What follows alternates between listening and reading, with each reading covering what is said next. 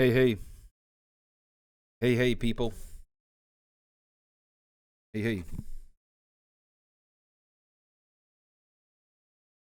Oh my god. All right. Hey, hey. I'm back.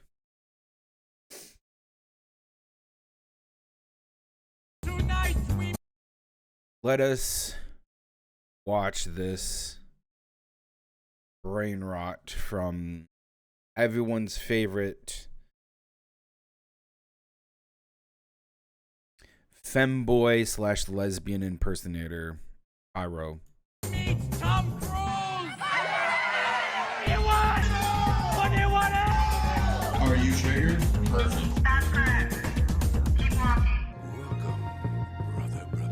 You've probably seen across the internet the various speed runs into the Scientology buildings. I did talk about this last week, but ever since then, it's become even worse, and Scientology has just become a massive meme. So if you don't know what Scientology speedruns are, basically, a group of people gather together and enter a Scientology building, and they try to get as deep in the building as possible before they get kicked out. Now, I This is think some the old reason why footage. It's Scientology been a couple picked up weeks. so much attention is because the way that people around the building behave is so bizarre. One person gives them attention on the street, and then they all immediately just disperse. You know, it's not like a GTA 5 NPC that you push and then they get all aggressive and stuff. They're just completely silent and they walk off. And that intrigued a lot of people, I think. I also want to say that I am wearing the new Total Chaos merch. It is available next week when the video drops. If it does not drop next week, Great. Lesbian is leveling up. Look at those. Look at those pants. walk off. Hold on. And that intrigued a lot of people, I think. I also want to say that I am wearing the new Total Chaos merch. It is available. So happy he put on his work pants today with his that's a very man. I didn't know femboys would be going into the mines. Holy shit. Femboys and hardworking lesbians unite with those pants. Next week when the video drops. If it does not drop next week, you are legally allowed to kill me. So this was the original video that started the trend. It has been taken down, but obviously everything on the internet, it never stays taken down for long. It gets re-uploaded everywhere. And after that, because of TikTok, short form content, everyone's dopamine receptors are absolutely fried. They have to consistently one-up each other. So people started to run in the building with air horns. People then started to recruit homeless people to go into the building. And since then, it's reached the point where it's been covered by mainstream news outlets. And it even got discussed on the Joe Rogan podcast. Deepest recorded Scientology run. Uncut version. Yeah, it just started recently, I think like this month.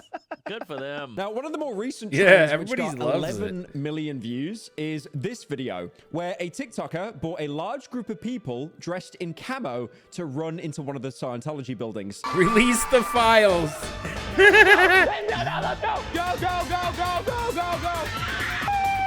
This is a new And one. one of them is even Perfect. holding a sign saying, release the files. And in this video that has 20 million views, there's a bunch of people that dressed up as minions led by Gru. They didn't even go into the building, and this is one of the most viral videos about it. Minions!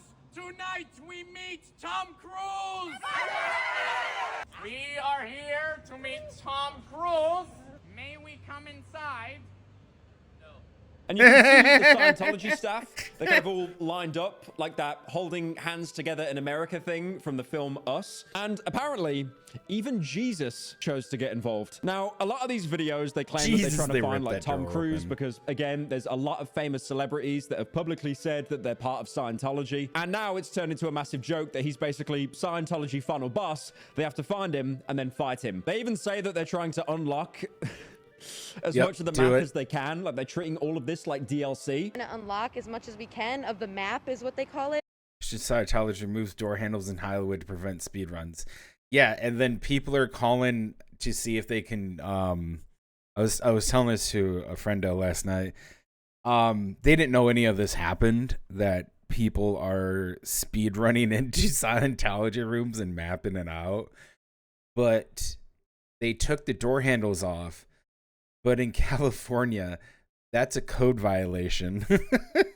So they're trying to get to see if they can have the fire department come in for an inspection and say, yeah, you have no door handles. How are you going to let people out of your burning building? And make them reinstall the door handles by law, which they will have to follow. And then once they do that, the speedrunnings commence. And what has Scientology done in response? They've removed all the door handles from their buildings. So apparently you can't even open the doors now from the they outside. locked it. Very interesting move to make there. You've basically taken the survival horror aspect of this door's locked. I might need a key. I'm not sure if you guys remember in Resident Evil Requiem, when you were exploring the treatment facility as Grace, you would see those cupboards that you couldn't open and you'd think, there's no handles here. Surely there's a way to open it. And most of you probably spent 40 minutes trying it, hoping there'd be a key or something you could use. And then you realized as soon as you switched to Leon, you'd be able to open it. What I'm going to say is we need Leon Kennedy to break into the Scientology building in a video game. In a video game. That is a joke. This is parody. And at the Vancouver Church of... No. Go in there. Hey, I said this before I went on my... before I took a bunch of days off.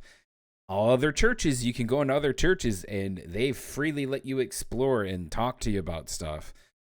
Church of Scientology, they call themselves a church. Open your doors. Canada, the trend grew even bigger there, and you had hundreds of people crowding around the building in broad daylight. This has also led to arrests. Like, for example, a 16-year-old boy was arrested for pushing a police officer during the incident. One person was arrested.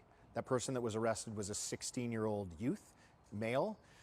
That person actually pushed a police officer. Obviously, after that happened, most people came to the assumption that the police are on Scientology's payroll. And a similar situation is actually happening at the New York Scientology building, although there hasn't been any arrests. All I'm saying is, if a lot of these people suddenly disappear for whatever reason, there's nothing suspicious about that. Now, Scientology themselves have actually spoken out about this. There was a spokesperson that said the buildings are peaceful spaces. These are peaceful spaces. Turning them into targets for viral stunts is not journalism, protest, or civic activity. It's civil duty, not activity. It is literally our civic duty to dismantle cults and fake and improper religious organizations that groom, indoctrinate, and take children, young adults, and adults and turn them into basically a creepy fighting force under the guise of religion. It is civic duty to dismantle people like this and institutions like this. It is trespass, harassment, and disruption of religious facilities. You're not a religion.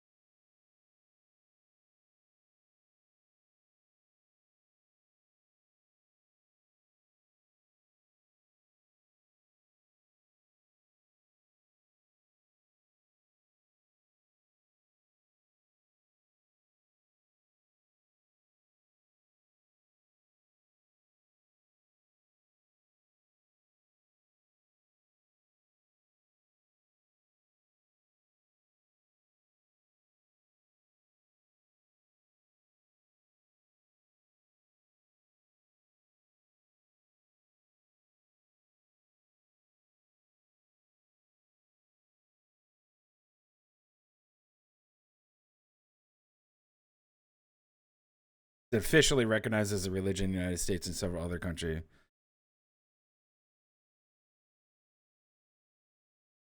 Yeah, I don't consider it It's not a religion. There's no such thing as religions. There's just cults with recognition. And they've reported a lot of these incidents to the police. I mean, the LAPD have said themselves that they've received 5 reports of trespassing incidents at Scientology buildings. And Scientology has also accused these speedrunners trying to get a clip farm as hate crimes.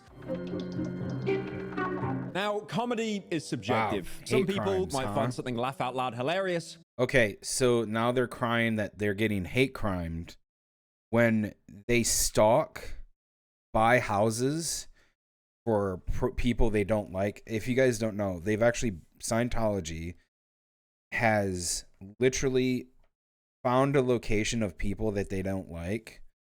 And there's a term for that. They have terms for a lot. One of the terms that they have is they have a term for people that they dislike against the church. They're basically like speaking out against the church. And it's usually either former members or people that are high profile. And what they do is they take some of their cult members, dress them in normal clothes, give them a bunch of recording equipment and cameras, and then they're like, okay, well, these people are at this house. Go confirm they're there. Okay, they're there. They find a house that's on the same street or something. Maybe that's up for sale. They'll buy it up under the guise of, hey, these are home buyers that are using this, and it's just completely empty. No moving truck moves in. No one goes in and out except for two of these guys that are in common clothes. And they just have recording equipment. They come in and out. They don't talk to anybody. They don't look at you. They don't interact with anybody. They're not a part of the community. And what they're doing is they're doing surveillance, and they're harassing these people by setting up cameras and looking into their homes and seeing the day-to-day life of these people that they don't like because they want to record them. And it has been found out that they do this. They have recording equipment in their house. It's basically just a bare, stripped-down home. And that's all it is. Because you would think if someone moves in near you, right, you'd be like, hey, hi, neighbor, how's it going? They won't pay attention to you because you're a dissident. I think they call them dissidents or something. They don't like you. They won't even use it as a cover. They'll literally just say, yeah, whatever. Okay, and they won't talk to you. As friendly as you can be, as charismatic as you are, they are told not to interact with you. It's a weird, fucked up thing, and they do this constantly over and over and over, and they will go after you, and they use this evidence to litigate you because they want to go into the courts. So that's what happens. Okay, back to YouTube's favorite lesbian. Other people, not so much. I've said this a lot of times, but I feel like the current meta with humor is we are also irony poisoned, that will pull something up from 2010 that was never funny, and now it's absolutely hilarious. Now, with comedy, there's also stand-up comedy, and this could be a real trial by fire for the comedian, mostly because the jokes might not land, and you can't exactly employ a friend's laughter track in the background to cover for you. I mean, there are even YouTubers that have gone into stand-up, like Tommy Innit, where he does hilarious laugh out loud vape jokes. When you're gonna vape, when it's this moment, this critical moment when you think, God, life is just crumbling me so hard, I need some dopamine.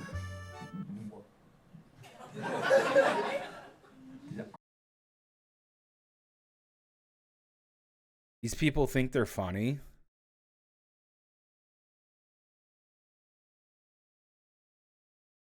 Okay. Terrible. Moving on. That's all I wanted to show from Femboy YouTube. Okay, we're gonna talk about a few things. Last week we talked. I'll find her video. I don't want his. He's just an armchair journal that repeats shit. Armchair journal that repeats shit. Don't care. Don't give a fuck. Are the best. I like it just as much as crayons. I like how the sand feels on my toes. I press down and sink in. Children don't act like this. This is how. Thanks for talking to me all the time. Aww. Ta-da! Is this supposed to be when we first boarded the tram? Uh-huh. I'm an incel. Cockroach behavior. Understand like why this has become a thing that they care about. Like, if you're a gamer, you should care about things that you actually experience. You should care about things that you actually enjoy. Yeah, they're called video games, Hassan, something that you don't play. You know, you being a tourist, and all, sitting there trying to be a political commentator. You're not a journalist. You're a fucking schmuck. You're just a dumb cunt. You're a fucking dumb cunt that sits there, tries to act like they're important and oh, look at my opinion. Wow, so basic and bullshit. It's fake and corporatized. Yeah, so how's that corporate dick up your ass? Right? If you're I wouldn't know. Lonely gamer who is never. I don't have subscribers, so I wouldn't know. Tell me how many you have. Tell me how many you have, because we know you sold out years ago and you're just saying stupid shit again. been around a woman and will never have sex with a woman. Why do you care? Like, why do you care about having children or like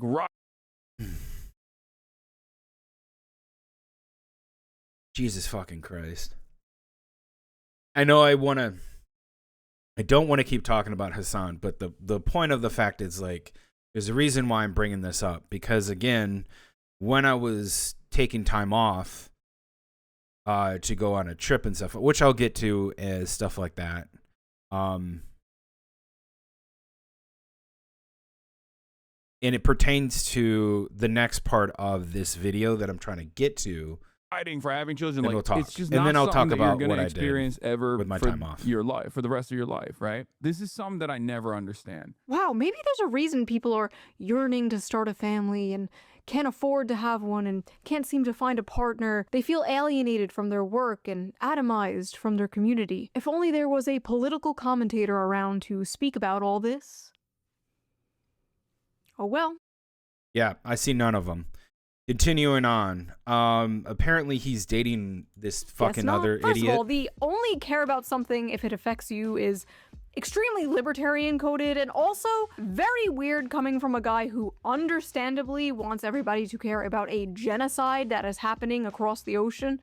Yeah, you guys got to remember that Hassan went and had sex with a bunch of people, like a bunch of women in a brothel. All right, this man is okay with having sex with hookers. He's okay with that. Just remember, he is admitted to it. And then he's telling people they're fucking incels and can't get a bitch, you know, and then he's the one that can't even fucking get a real girlfriend and have sex without having to pay for it. I mean, who's the real bitch here? I've had girlfriends. I've never paid for sex. Okay. Let's compare notes, Hassan. Let's do it. Sounds like he the bitch. Anyways, the reason why I bring this up is because behavior like Hassan, touristic, vapid, terribly done commentary from him is the fact that he's going down a path that is going to see him like as pretty much the next Destiny or the next, like, I feel like he's like Alex Jones at times, right? He just says insanely stupid shit and you feel dumber for listening to him. And so him acting like in Alex Jones makes me feel like when he's now going to be in a relationship with a woman, apparently, according to the rumors, with Valkyrie, who is probably one of the worst, most corporatized streamers out there. She is getting her playbook from Pokimane. Valkyrie is the worst person to watch. I mean, Pokimane is there. Like, that's number one. Valkyrie, Emaru, all these other ones are just from the same playbook. Touristic behavior, not very good at what they're doing. Actually, not good at all. At least OnlyFans hoes that are on the website actually put a fucking effort into actually reeling in their audience for some modicum of entertainment.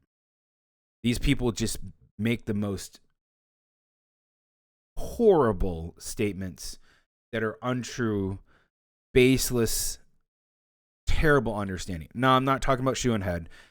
That's a different bugbear for me personally. But I feel the situation, if Hassan and Valkyrie do come out and say, yes, we're a couple, give it a few years, it's going to be the Twitch version of Amber Heard and Johnny Depp. I'll say that again. Give it a few years. It will be the Amber Heard and Johnny Depp of Twitch. and I will be gleefully happy to tell everybody I told you so. And I'm going to save this as a clip when it eventually happens. 2026 on a Monday, May 4th. May the 4th be with you. Yeah, I do think he and her are going to be volatile to each other. If the rumors are true that they're dating, prepare the most corporatized bullshit shoved in your faces. And I hope their people that are watching them and the bots leave. Which is mostly, I feel that these two streamers are basically at this point, I almost think they're 50% bots. There's no way the numbers Hassan is doing is organic and real. If it isn't people who are hate watching and just want to monitor him to like go back to the rotting corpse of Asmongold, then it's just hate watchers and people who are just saying, what's all the hype about? They go in, they're like, yeah, this guy's a fucking idiot. Leaves. I fully believe he's reaching half of his audience is bots and paid for. And Dan Clancy with his little micro dick and his pants always on his ankles because he's watching, just chatting most of the time, doesn't care to do anything. And he never will. Because he's a fucking coward. And that's okay. One day, someone will take care of the trash and start bringing it out. Putting in the refuse container and turn the incinerator on. Be done with them. Unfortunately, today is not that day or anytime soon. So Valkyrie and them, and yeah, I fully believe that. Let me go Second through of this all, a little what is bit this more. nihilistic horseshit? Yeah, never aspire for anything, never aim for greatness and meeting. This is the dude the media wants us to believe is going to save young men from the alt-right pipeline. Yeah, okay. And I love how he's like, unfuckable losers. Like, okay, congrats on the sex, bro. Check out this sex haver over here. I'm sure all those unfuckable losers could easily go to foreign brothels and pay for sex like you, Hassan. Something Case in point. weird about a man who could easily consensually get sex from a woman but chooses to go to a brothel. I don't know. Just saying. Also, 30, Yeah. 35? No kids? Like, I'm Yep. sorry, that just pisses me off. It pisses me off that people are giving attention to these two fucking idiots that are seen as corporate monkey and mouthpieces bought and paid for by private equity, and they are. Don't ever think that they aren't. They have sold out through contracts. They are bought up by private equity giving them money, and they're making more money off of people like Hassan on Twitch and on YouTube than they ever would if they just would sponsor them for some stupid product. So there's that. I have this sense about people, and I think most people have a sense about people that they can tell that when you see a person talk or act or do something, you can tell whether or not they're genuine or not. I think most people have that sense. I do believe that is something that most people have innately within them. Maybe through genetics, maybe through experience and stuff like that. And when you see Hassan talk, it reminds me of those people like that give me the cringy, shudder, just full on goosebumps, like, I'm disgusted by how they talk. That goes a lot with a lot of these corporate mouthpiece streamers. Absolutely terrible to feel. How do I want to say this?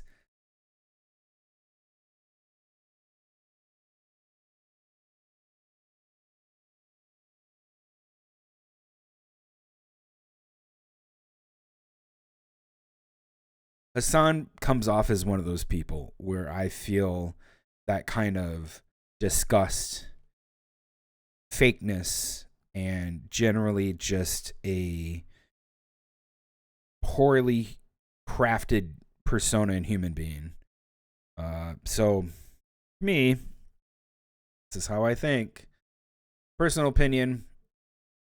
Let's move on, because those two are probably going to get in a bunch of fights. Skeletons in the closet are going to come out, and it will just be a fun time for everybody else.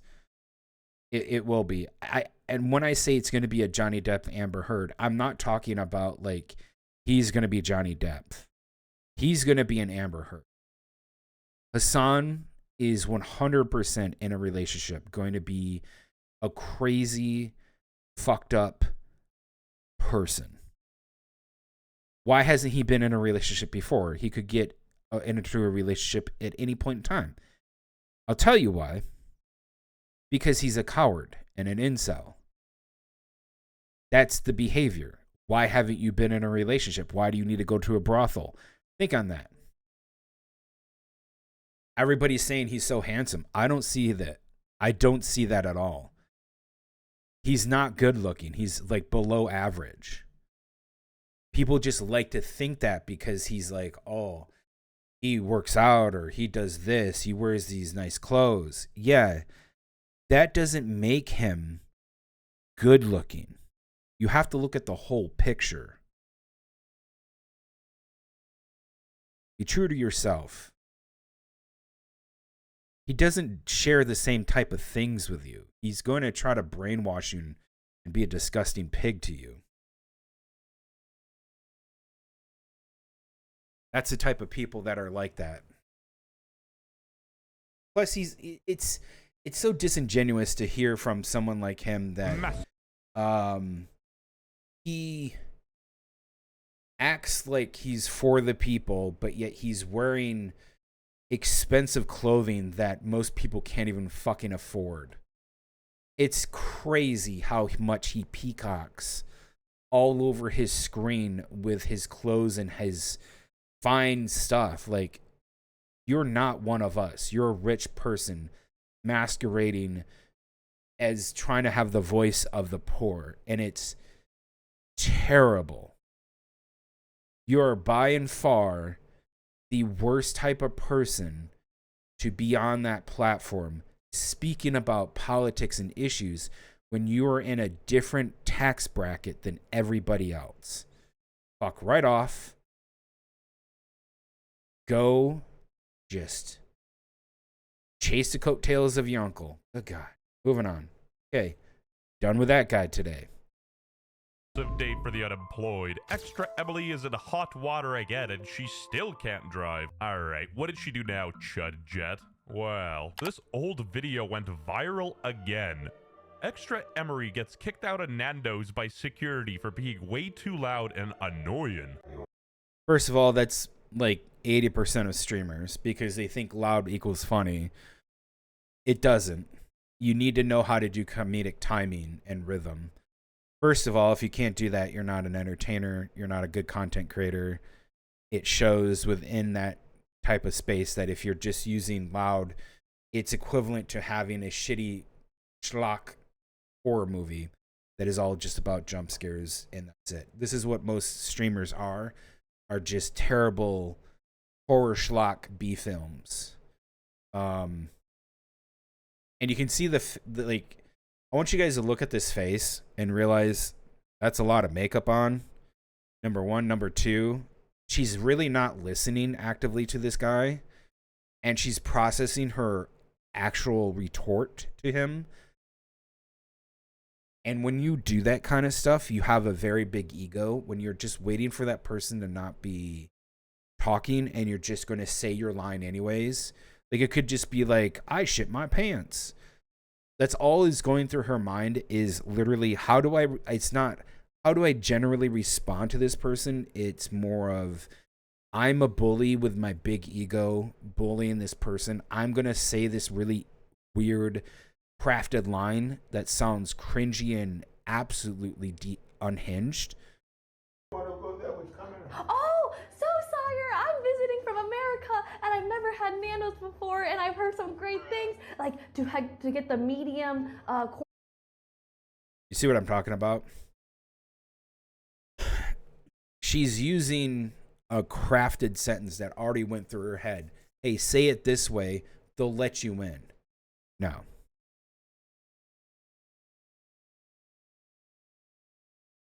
So I can tell you, this is not a genuine person. This is a fake tourist. Quarter pound. Just a tourist. And I wanted to, document my amazing experience here at Nando's. Why is she talking like an anime character, dude? Because she used Saikundo's framework to stream.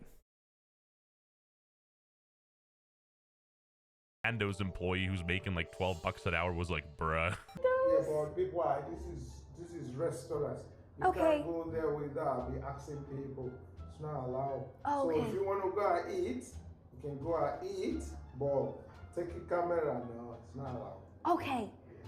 Okay, no problem. I will go somewhere else. Okay, have a great day. Yeah. That is a person who, when you say those lines, I'll go somewhere. Like how she said it with the inflection and how she says it that way is a person that attempted to get access to a place to cause disruption. Good to that guy that didn't allow it at all. He's not putting up with that stupid business of these streamers, especially this fucking idiot tourist. And to say stuff like that, all under the guise of using some kind of squeaky anime voice and cutesy little tone to say, I'm a foreigner, let me in. He doesn't care. They don't want your business. They can refuse it, which is great. And her saying the response, I will go somewhere else. I will do this thing. Sounds like she's reading off of a script in her head from some RPG that she played. She probably doesn't even know what a fucking RPG is. Thank you. Is it the one with the rocket? Okay, maybe I'd go to a different one. Okay, hold on. Let me just show you. Okay, no problem. I will go somewhere else. You see that tone? Wait for it. Have a great day. Thank you. Wait for the tone shift. Okay, maybe I'd go to a different one. Do you see how she went fluidly? I will go somewhere else. Okay, maybe I'll go somewhere else. Why do you need to say it in duh, duh, duh, duh, duh, and then duh, duh, duh, duh, duh? Okay? This is the inflection and tone that she's using, and it's dismissive, and it's inappropriate, and she's not embarrassed. She's just annoyed that she can't get content for it. W Mads, he basically was like, get your little Twitch streamer setup out of here. You're extra annoying, bro. Basically, I think people were so annoyed with Extra Emily from the Mr. Beast thing and the viewbotting clips that people were looking into her past and finding stuff, and it was all reappearing again. Oh. You are mentally unstable if you enjoy watching this. I agree. Same with Saikundo. Same with Asmongold. Same with, let's see here. Same Asmongold, Hassan, Extra Emily, Mr. Beast, Pokimane, Valkyrie, Cinna. They're all, these people are mentally fucked in the head. They have been mind raped to do corporate shit. To you, the viewer, I don't do that. I play video games, and I will be here in a bit because I'm going to be talking about my stuff that I did over the weekend. This is a great sentence. This encapsulates the majority of the bigger streamers, people that are 5,000 viewers and above. Because we can talk about the botting situation on Twitch and on Kick, on YouTube. Most of these higher view count streamers are botting. In some way, shape, or form, they are 20% botting their viewership. At minimum 20%. Woman. Thank God, bro. We need to keep banning these performative fake content creators from There you go. everywhere. Nando's has a policy against botting. Not many people know this. Very Ha, good. I so Asian and clueless. Haha. I Yep. just e-girl with camera. I know no social cues. Haha. So funny. Gift subs. That encapsulates literally what a name. That encapsulates everything that she was doing from this older clip. Yeah, it's an older clip, but it's a clip that's online about her. She did this. No one put her up to this. She's the one responsible for it. She needs to take ownership of it. She needs to act like that. This is the fakest person and most disingenuous type of streamer out there. That goes for all the people I named already. I have no problem naming these people. Yeah, that's great. I'm like a Twitch streamer. I'm like, maybe I could get in, but then Why is she saying it that way, but now she's saying it this way? You gotta look at the way that they talk. Now she's driving. Great. Another fucking one of these things where she drives.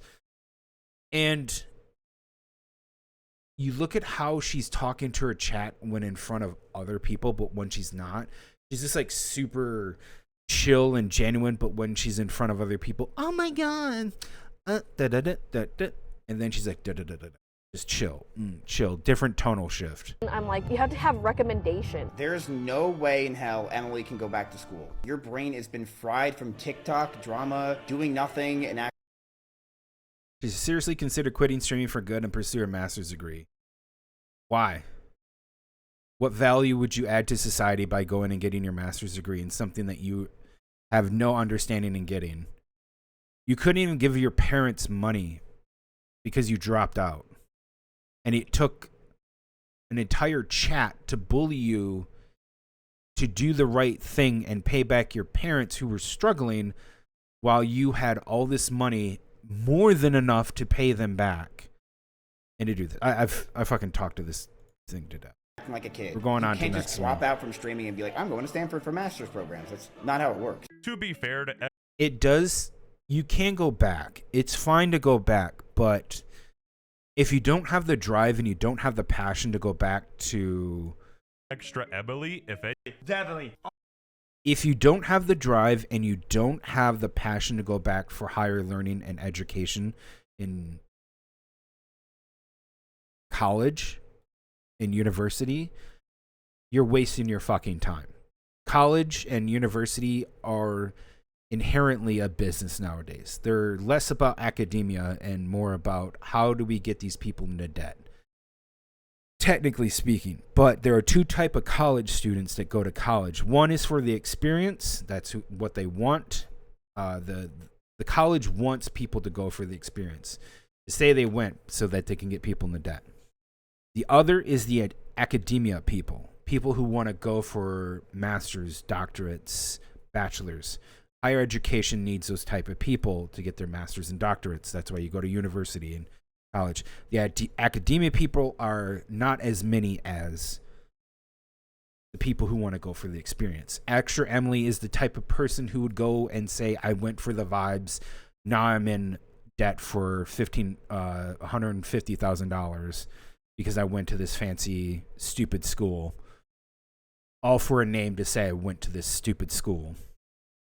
And that's the reality of Extra Emily. Moving on. Man, we're hitting these like pretty fast. Things I've ever experienced. We're going to talk about retro games, and then I'm going to take a small little... Actually, I need some water. I'm talking too much. Super Joshua 06. I want to give a shout out to him, I guess if you want to call it a shout out, but watch this video. I rewinded the video a little bit back to a part where I thought was really interesting. He talks about retro games are not just for nostalgia. And he makes a great point, and we're going to talk about this great point because I do play a lot of retro games. Yes, some are for nostalgia, but not all of them. Let's go back.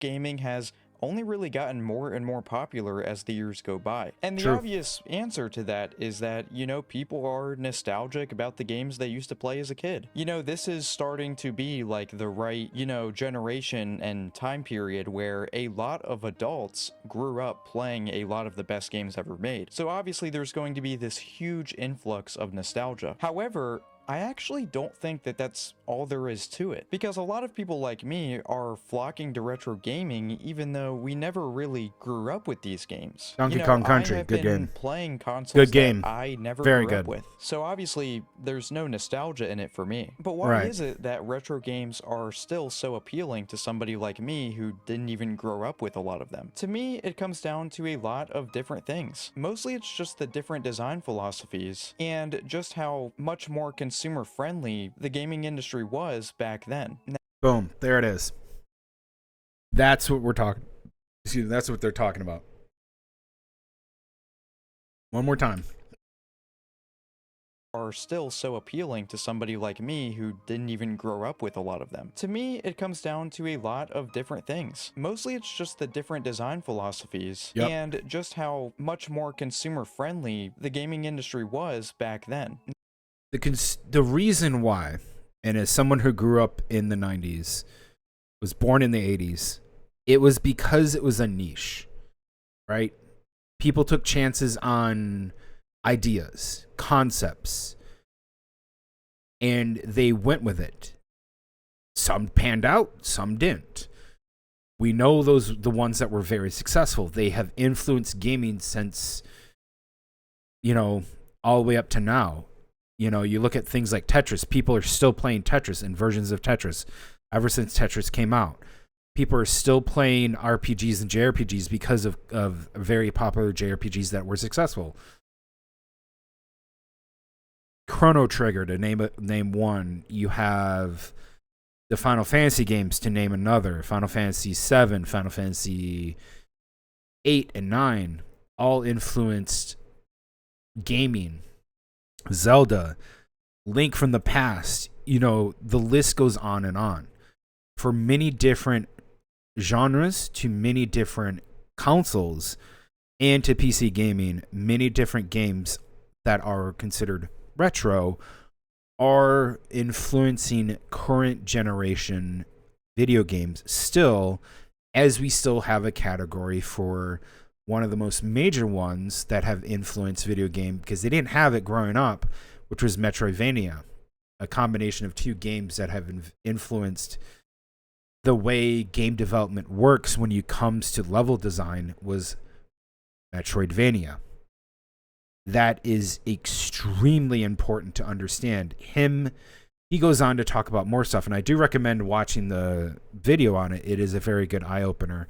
I'll look at the comments here because I watched it when it didn't have so many views, and I wanted to see what people thought of it. But he is completely right. It is not a nostalgic thing for people to go back to retro gaming. It is not even a time capsule.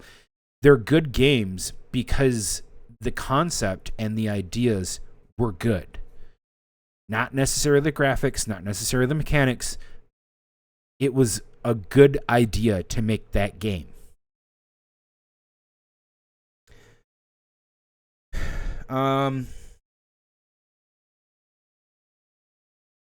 Donkey Kong Country cartridge you have in your hand is one of my childhood games.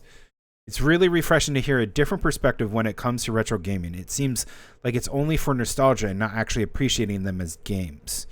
And that's what I look at it. It's not just retro and nostalgia. They're good games. And I just said that. Good to see a younger generation be able to accurately identify objectively better games that those in my generation grew up on and enjoyed. No downloads, no DLC, no ads, no nonsense, no always online. I'll add that one on there. No updates removing features or breaking fun bugs. Just a shipped product that we didn't know at the time how good we had it and how much worse it would get. I would even add on top of that, shipped with the product and we didn't know if it was going to be good. You bought a game, there weren't anybody who was reviewing it. You had nobody reviewing it. You had a game guide to get you through the game. But that's it. Right? You had nothing. Oh, you wanted to play this one game? Cool. Give me $40 and then hate it. And you learn to identify what would look like a good game by looking at the box art, the back of it. Maybe they had a demo. Maybe you like that. That's why demos were so big and why corporations are trying to get rid of demos now, because they want to go back to that old thing of like, okay, we're going to give you a really bad game, but we're not going to let you play a demo of it so you don't know what it is. And it's really terrible. It's refreshing and really interesting to hear, particularly as someone who didn't grow up with these retro games when they originally came out for. For me, nostalgia plays a huge role whenever I plug in my Super Nintendo or Master System. But I imagine discovering this retro world for the first time must feel incredible. Personally, I think anti-consumer practices in modern gaming are ruining a lot of the excitement of buying new consoles. True. It doesn't feel like a safe space for consumers anymore. These days, I only buy a few new games a year. Usually the ones I know are safe but bet for my taste, but I find myself playing retro games far more often than modern ones. I find myself the same situation. Or replaying modern games that give me that cozy feeling like the Yakuza series. The hype and excitement for new experiences are mostly gone for me now. I've become a very skeptical consumer. What does he say in replying? Could be secondhand nostalgia on my part. Good reply. Back in the day, we did have DLC, but we called them expansion packs. This is very true. Downloadable content only came about when expansion packs were considered to be digital. We had expansion packs. So when you would see a great example of this is Baldur's Gate. If you played Baldur's Gate 2, Shadows of there was expansion packs. They were not called DLC. They were called expansion packs. So if you wanted to play Throwing a Ball, you had to go out to the store and buy the expansion pack Throwing a Ball for Baldur's Gate 2. Back in the day, we didn't have DLCs. We just called them expansion packs. However, that was more akin to getting a sequel to a game rather than something added on. Very true. Throwing a Ball is basically a sequel. The original Call of Duty had an expansion called United Offensive, which might as well have been called Call of Duty 2. Now DLC might add one extra map or area to explore. Game cartridges would also have later revised cartridges where they would fix bugs and in some cases change enemies. Like in Revenge of Shinobi, where they removed Batman and Godzilla as bosses due to possible lawsuits. One tip I have for retro gaming, explore a bit. We all know Sonic the Hedgehog and Super Mario World are good, but there are treasure troves of games hidden just beyond those titles, like things like Super Trucan for SNES or Gunstar Heroes for Sega Genesis. Gunstar Heroes, very good. No babysitting, no automatic checkpoints every 20 seconds, making mistakes completely meaningless, no long-ass intros, no market treating us like idiots, shamelessly telling us what to do, making it completely impossible to get lost. By the way, that is why I loved Fallout 1 and 2, Gothic 1 and 2. Love the concept of here's a vast unknown world. You will be afraid to go too far because you will not know if you can ever find your way back. You will want to tread slowly. The babysitting modern games are like, here's the door. Yes, over there. This glowing door. You must open it. Yes, go do that. We put 3 invisible walls for you so you make sure you don't go anywhere else.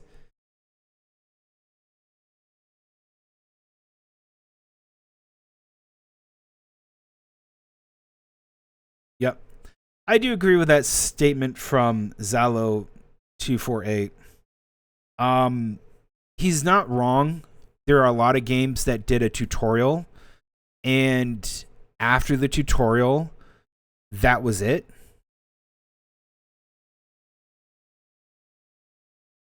Right? That was all you got, was your tutorial. In other JRPGs and other RPGs, they might have introduced a mechanic later, but mostly it was halfway through or a quarter way through, and that was about it.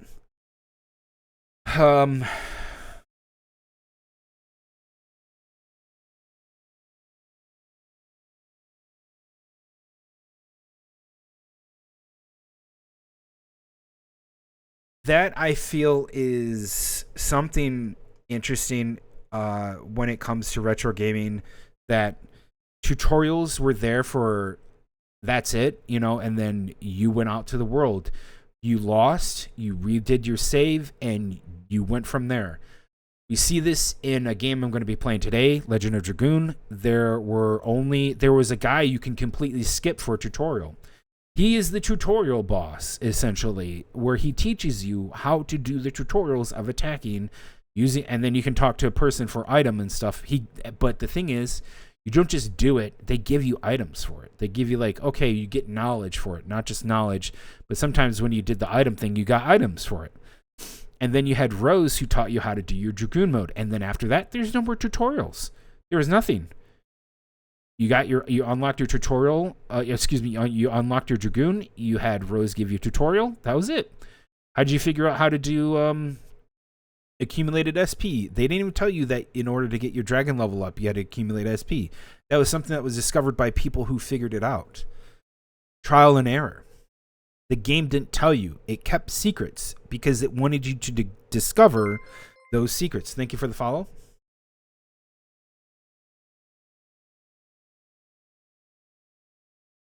Thank you for the follow. That is essentially what I feel is really important to these older games, and what is essentially what should be a baseline standard for some modern video games. There's only so much you need to handhold, and then let the person explore and make mistakes. People complain about that in other games, but they don't realize that's good, and that's a very good thing to do. Making mistakes in video games allows you to have an experience in video games that draws your attention, keeps you engaged, and makes you have a memory of it. You can find this concept, I guess you could call it the Dark Souls concept too, is a great example of fight a boss, get slammed to the ground, die, but die repeatedly, but you can't lose. You're never going to get a game over. You just die, you go back, and you can keep repeating that boss again and again until you defeat it. It is a concept great on paper. Execution, they did some janky stuff with some of the mechanics, and that's different to be talked about. I had my opinions about Elden Ring and how they did Elden Ring bosses and how they did Elden Ring enemies and level scaling. But the concept on paper is really good. Fight the boss as many times as you want. You could die as many times as you want. You give up, that's you quitting. You can attempt the boss 1,000,000 times until you down it. Fantastic. That's okay. But that 1,000,001 time, you down them, perfect. You did it.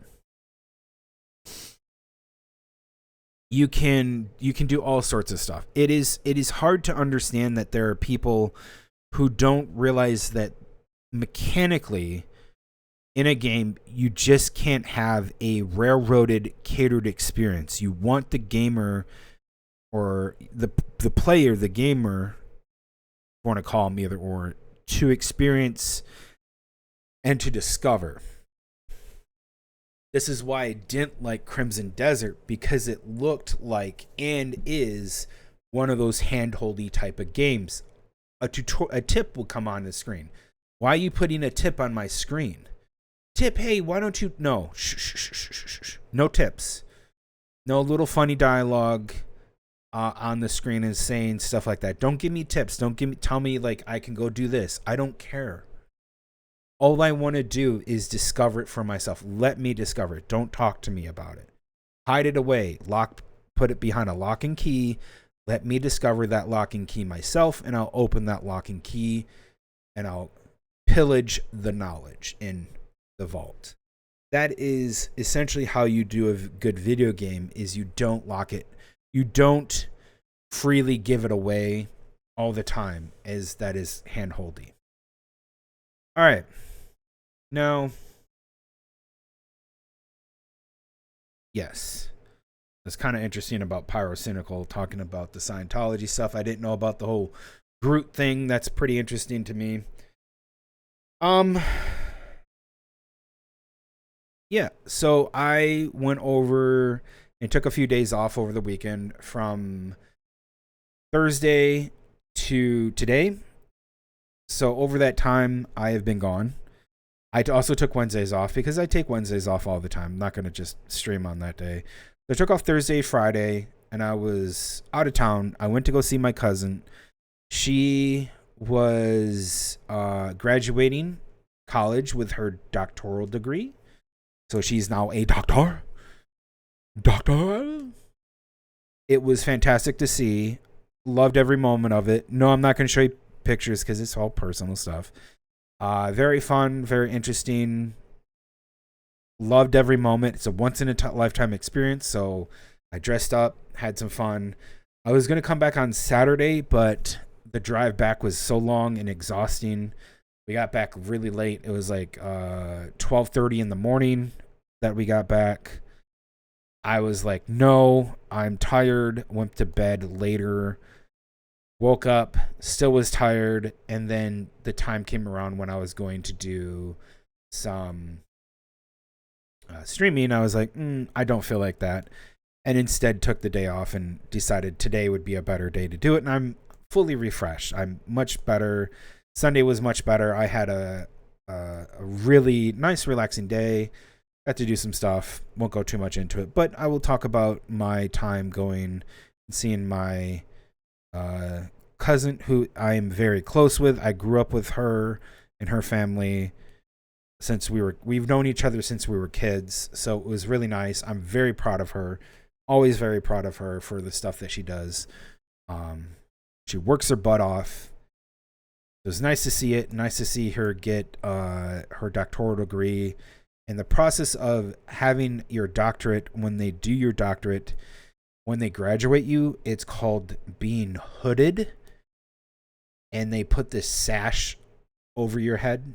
And there was an actual wizard there. I'm not even joking. This guy had a 4-foot ornate wooden staff, and he was dressed up in robes. He had this same hat as all the other doctorate or doctoral degree people. He was a wizard. He was like a level 5, level 7 wizard that knew how to cast fireball. I don't know what he was doing, but he never walked across. He just had this staff and he just stood there. I have no idea. It's part of their traditions, I guess.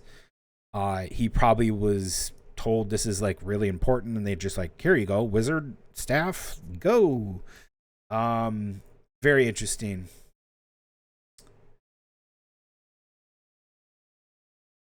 Then I went to a dinner. I was nice to see a dinner. Spend some time with my cousins, spend some time doing stuff and having a lot of fun with the friendos, with meeting everybody, hugs and kisses and crying all around. It was great. Had great food, great dinner, then a long drive back home. Rest and recuperation on Saturday. Here we are again. And over the time that I've been off, I've been playing a few games. I played Spotter, Dig or Die, beat that game. That was fun. I'm playing some Eugenics, doing some runs through Eugenics here and there. I probably won't play anymore for a while because I want to take a small little chunks out of it here and there. I'm almost done with the game, 100%ing it I have to go kill God with a nuke. Yippee! So there's that. I don't think I got any new retro games, though I am still looking for any kind of new retro games that I might be interested in that are to my taste. And how much else?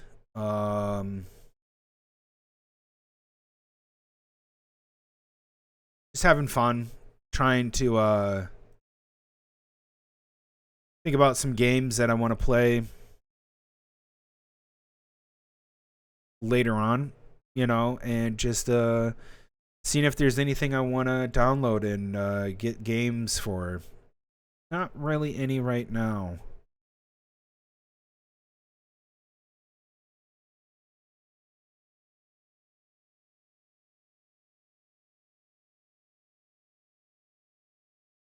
Oh, that's cool.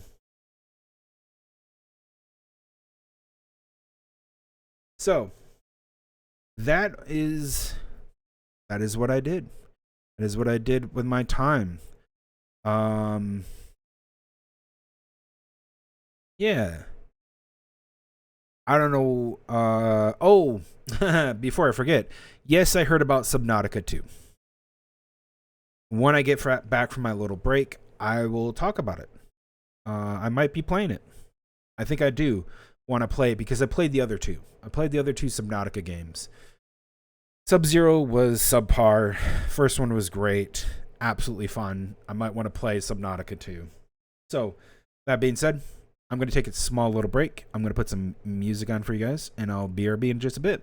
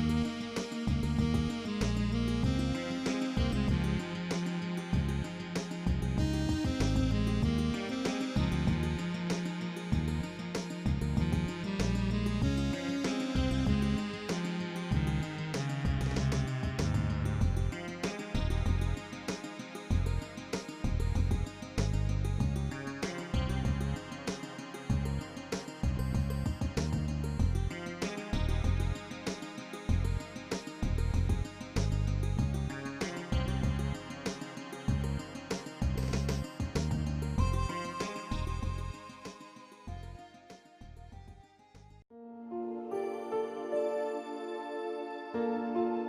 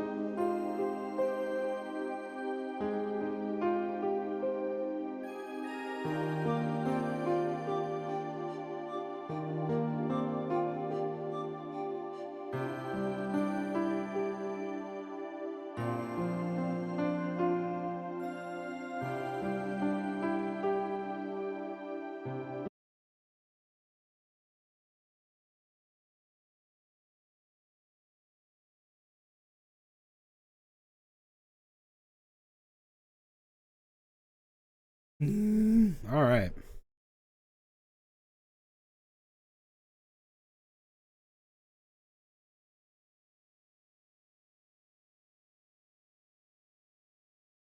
All right.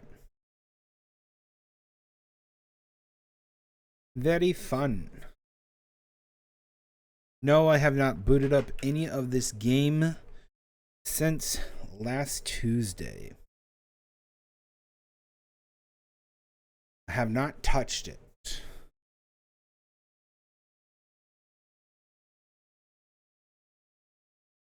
At all.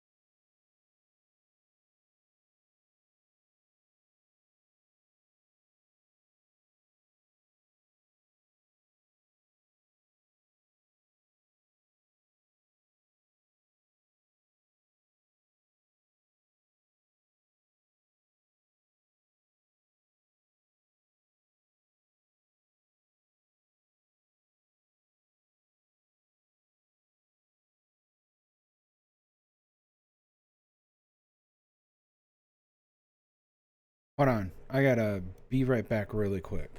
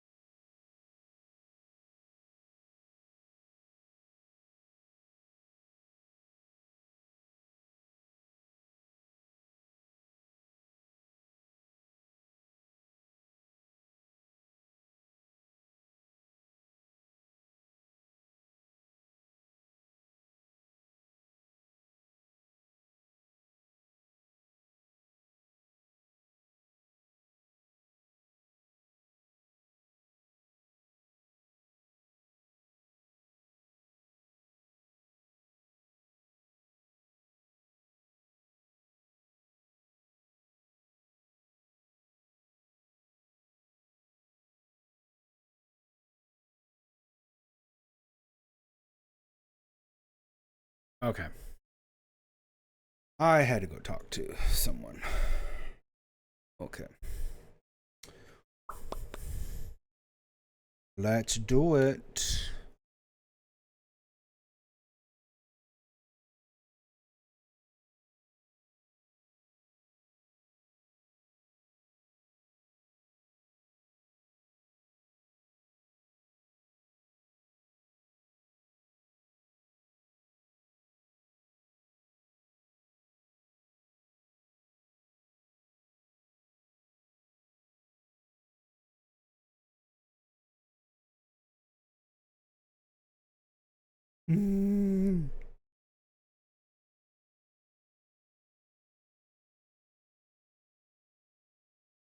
Ah, yes. I'm in the Forbidden Lands. That's right.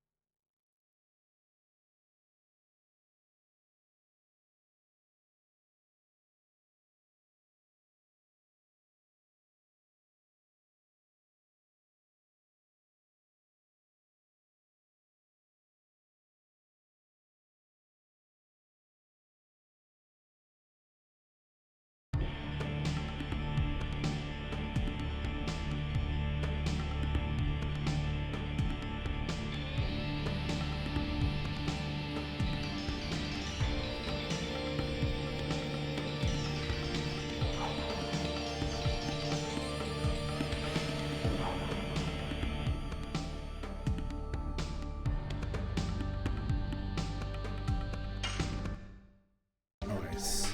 Wait. Hold up.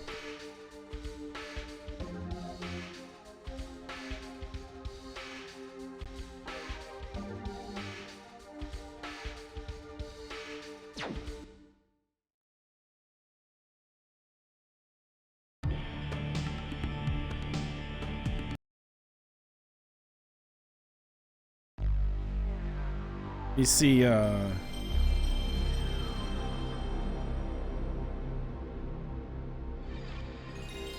it's been a while.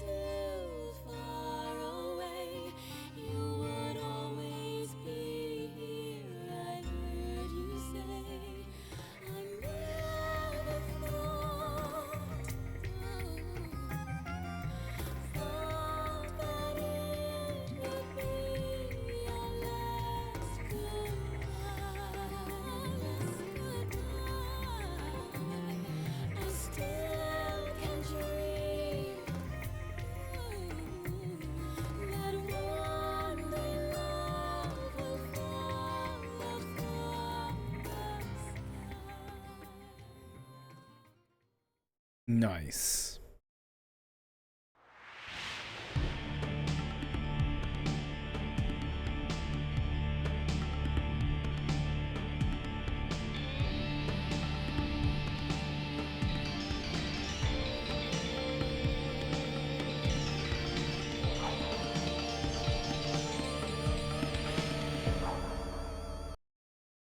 now I gotta reload it because it's the wrong disc. That was cool though. That was cool.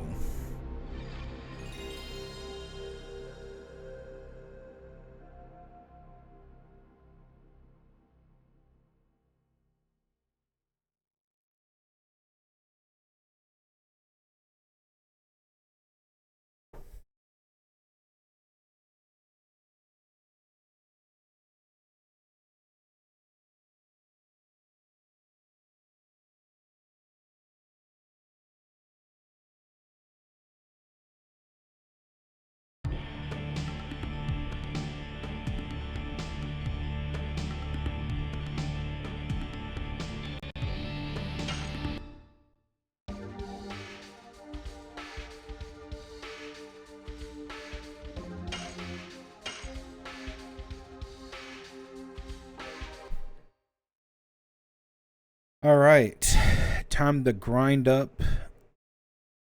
Probably an underrated character, but one of my favorites. Now, let me see all my stats again. Crush down. Great, we got to level up to get 6. His 6th one, and then we can level that all the way up and get his final. Demon Dance is 500%. That's amazing. Hex Hammer, gotta level that up eventually. Hammer spin. Inferno, okay. Yeah, if he gets Inferno done, he gets his mastery.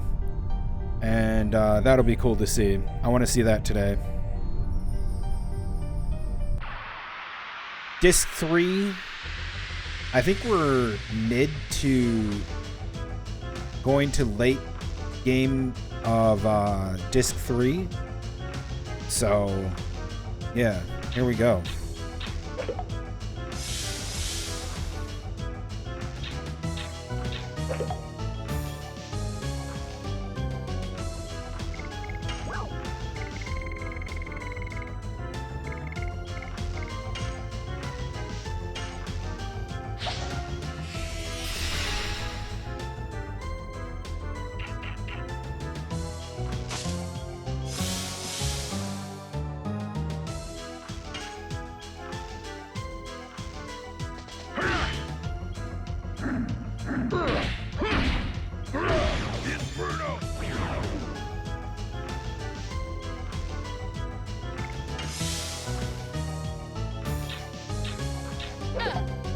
Stop beating her up. Come on.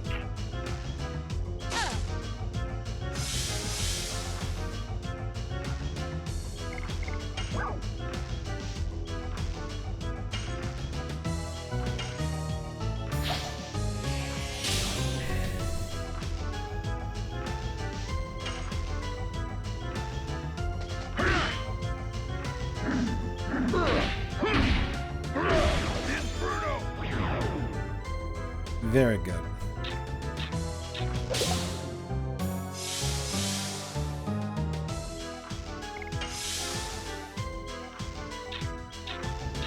Look at that. Look at that. He's little son of a bitch.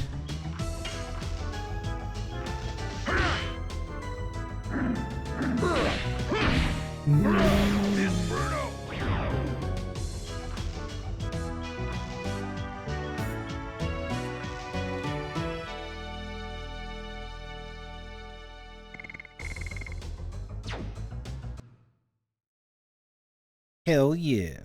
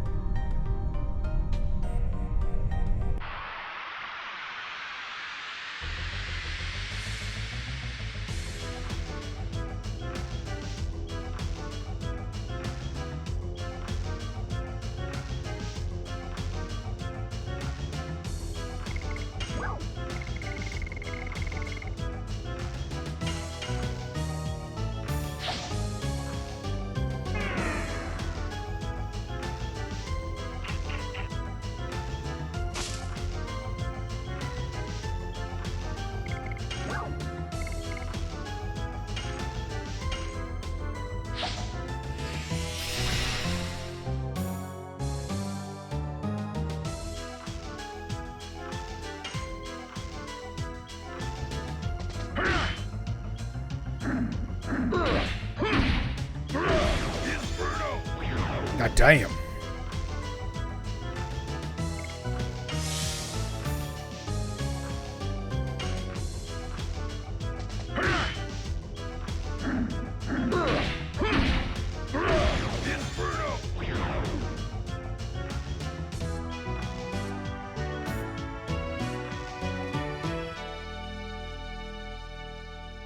My PS1 or PS2 fan? Yes. I like both. I like the PS1 and PS2 eras. PSP is also good. Or, well, the 3DS's, Game Boy Advance, stuff like that. Those are all really good games. Every, like, basically, like, the PS3 on down really has good,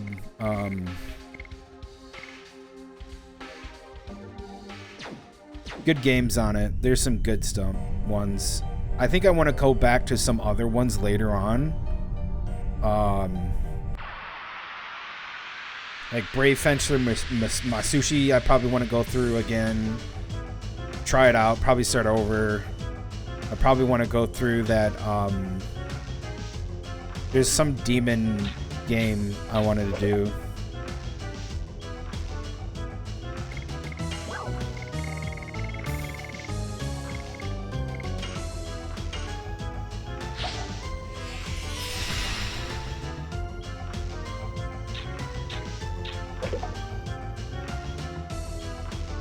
Yes, I do want to do Beyond the Beyond.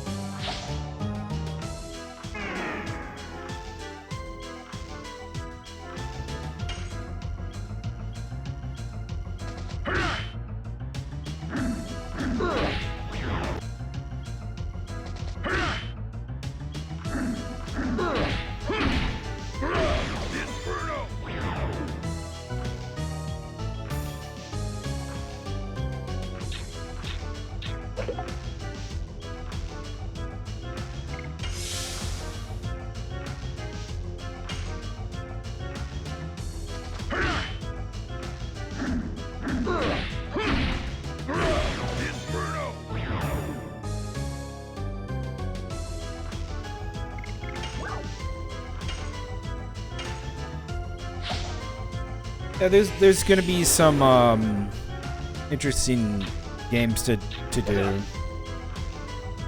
Fun, but it'll be interesting. Nice.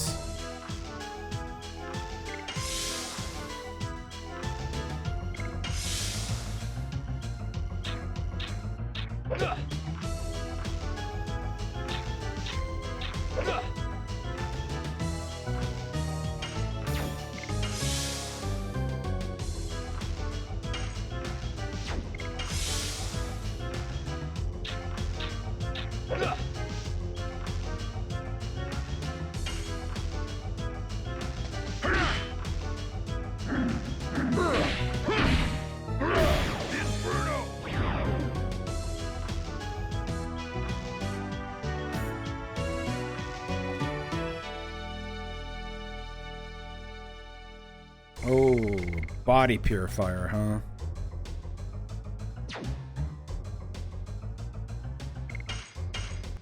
Get rid of that. Okay. That's another 3.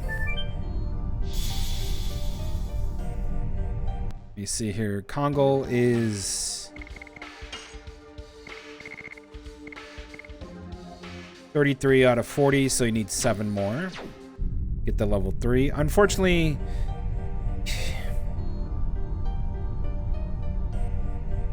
I kind of messed up with giving him like max bubble. So it's going to be slow going for him, but he's I'm glad I'm doing that for him, like at this point.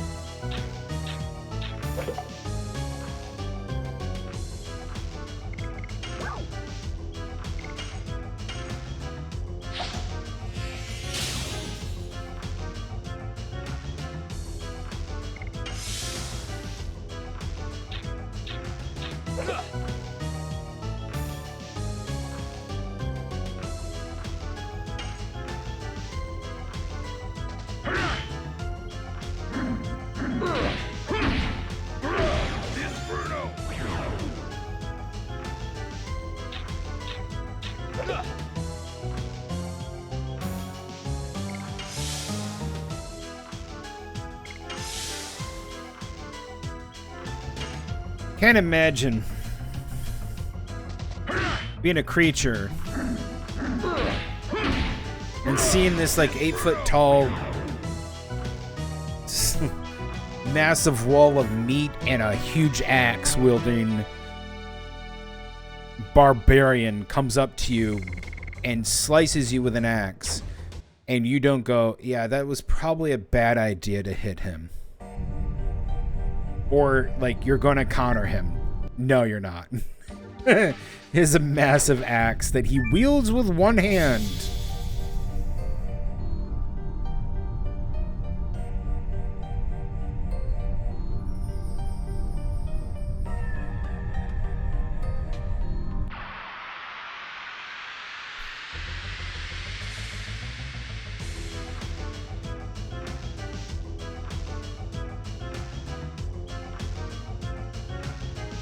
All right.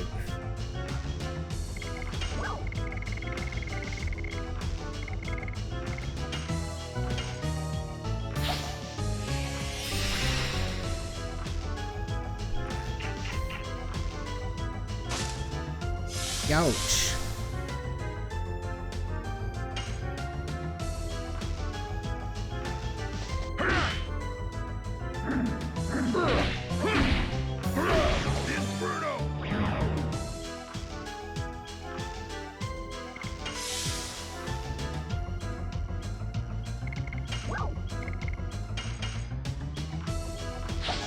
See right there, we figured out the turn order. That's using our noggin.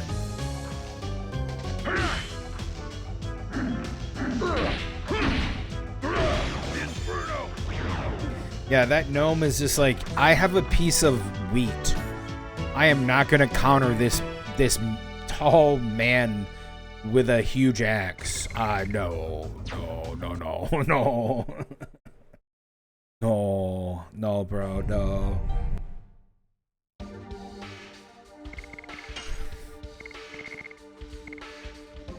$38, 2 more. We love to see it. No, you know touch.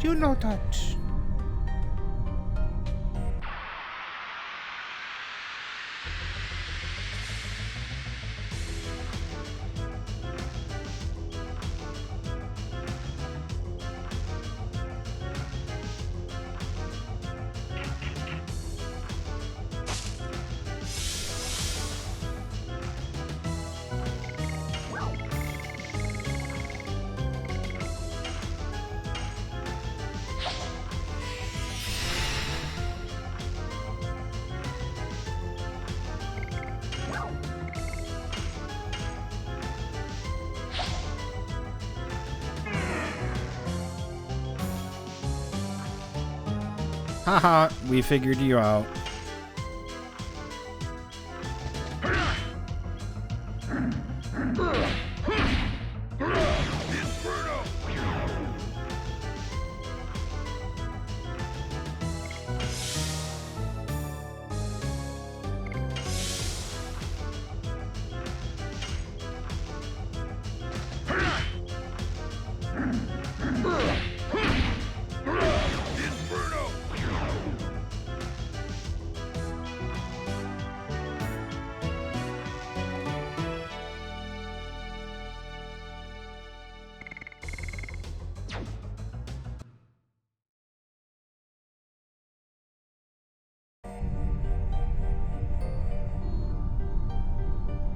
Yippee!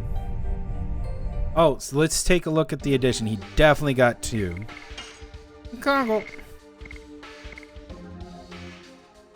20 SP, 150% damage. 20 more. Level 4.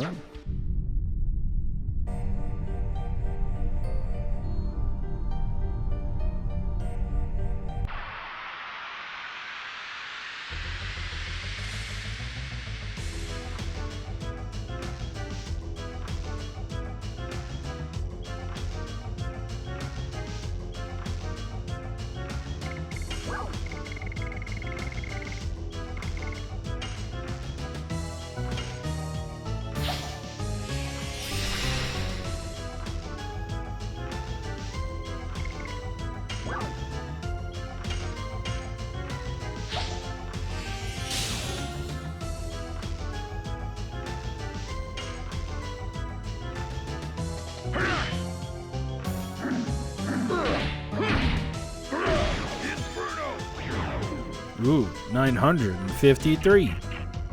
Wow.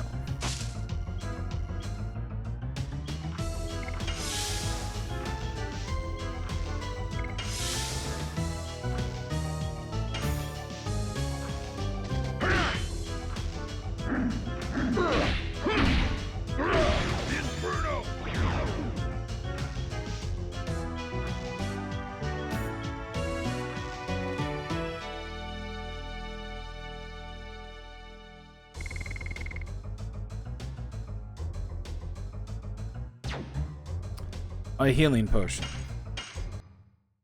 Okay.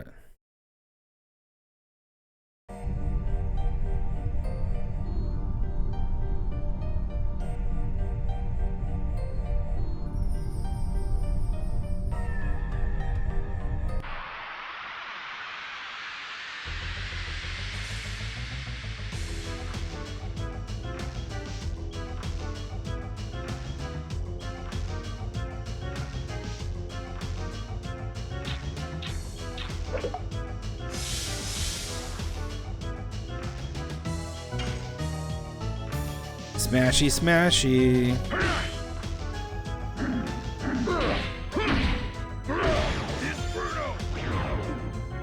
Damn.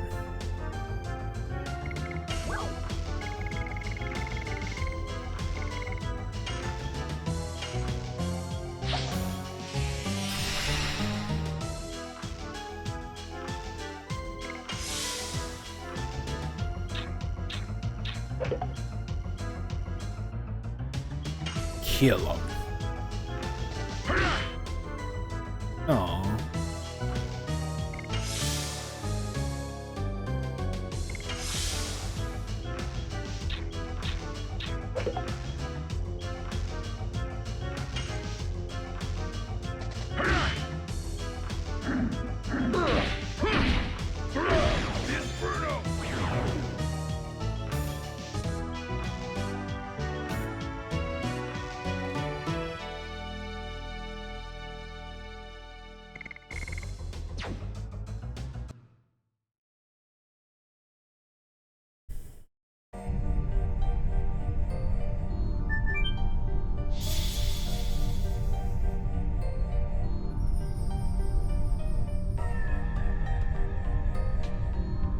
Yeah, Subnautica 2 looks interesting. I think I saw some of the gameplay. I might look at it again a little bit. But other than that, I'm probably going to play it because I played Sub-Zero and I played the first one. I liked the first one more than I liked Sub-Zero because I thought Sub-Zero was really buggy and janky with some of the stuff that it was doing. But Subnautica 2 does look good, so might want to get that. I think that comes out tomorrow.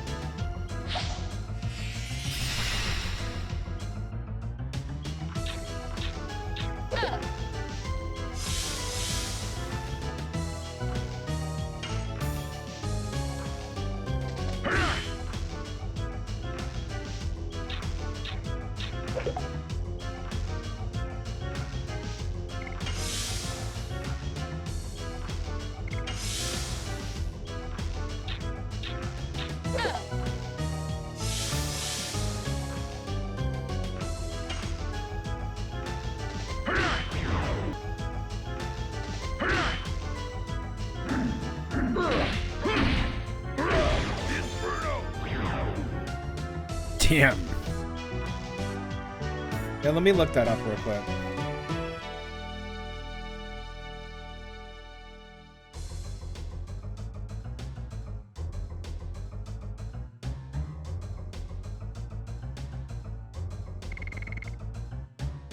In early access on May 14th.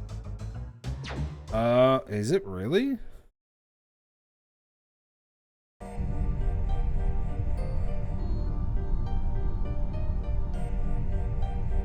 Okay, so it's not tomorrow.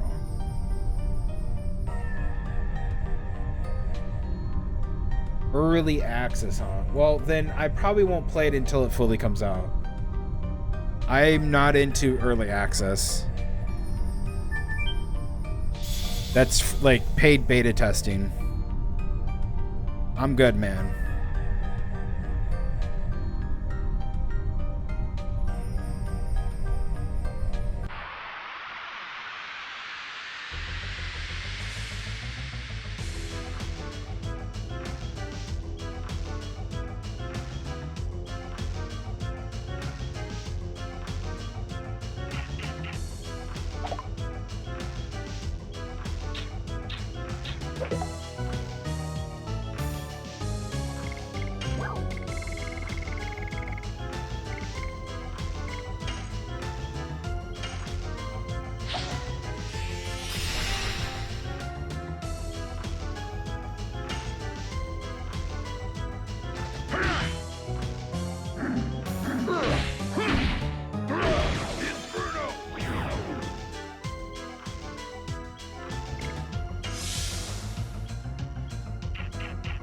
Yeah, it's really hard to justify buying an early access game that you're not getting the full game. I don't like that.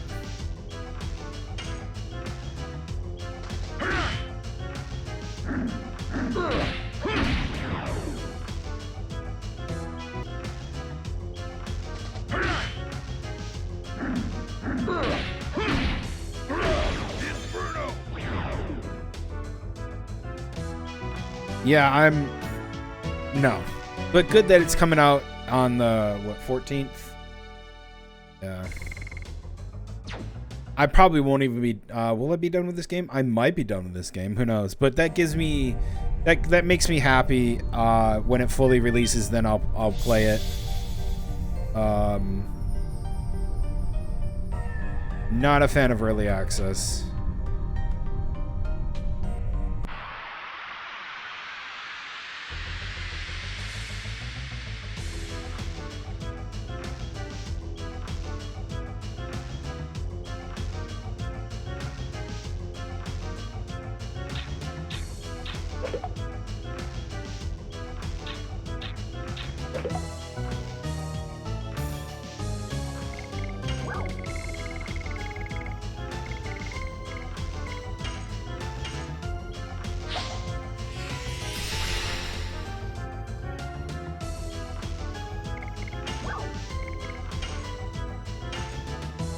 Gnome.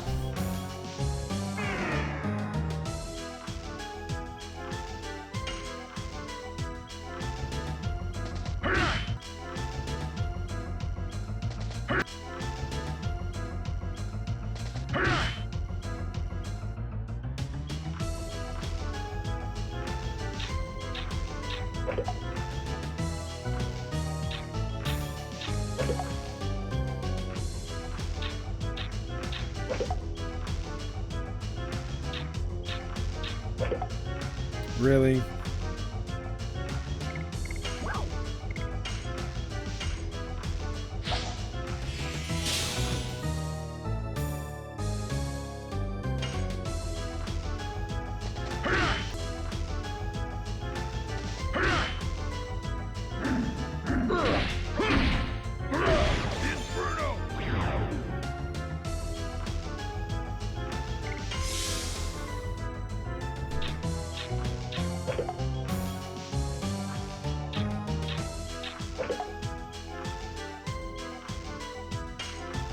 You gotta get him, Kongle. There you go.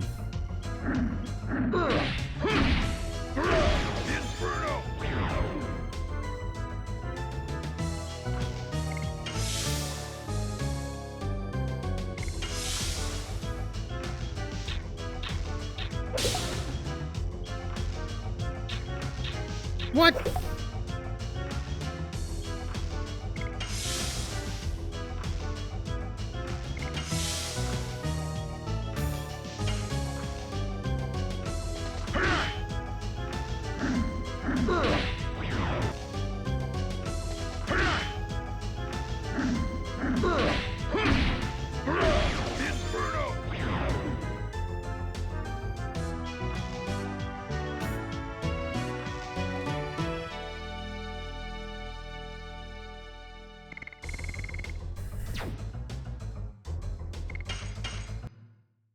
Okay.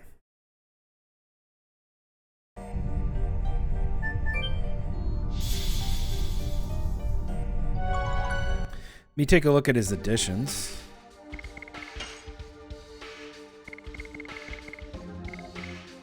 All right, we have 9 more. And I think I will want to save.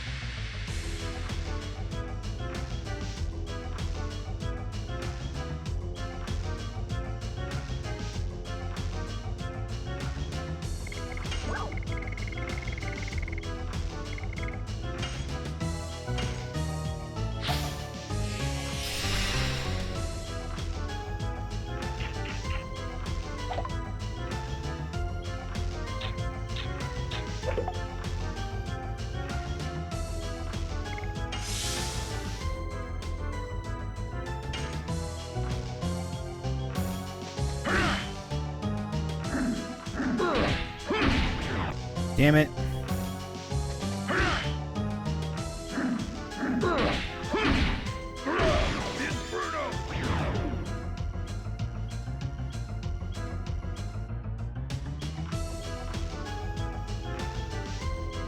Okay.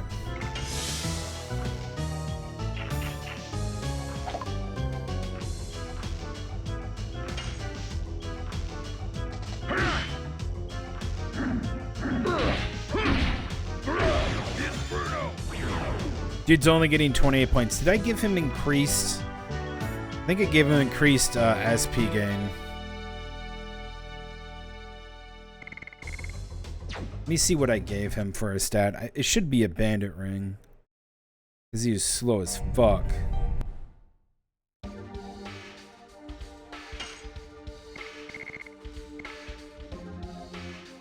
War God Sash. Yeah, I gave it so that he could level up his Dragoon level, but only Dragoon level 3.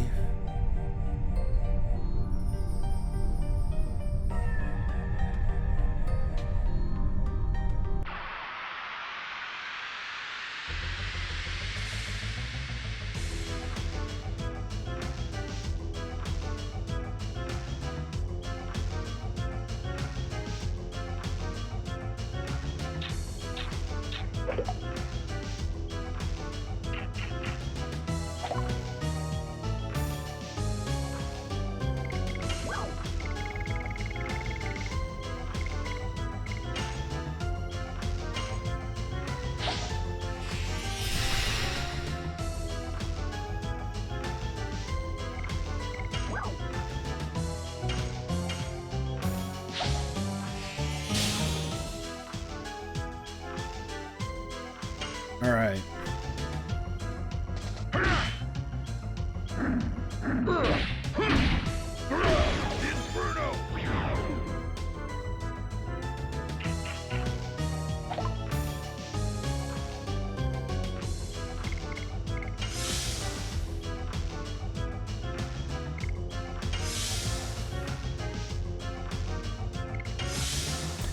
Well,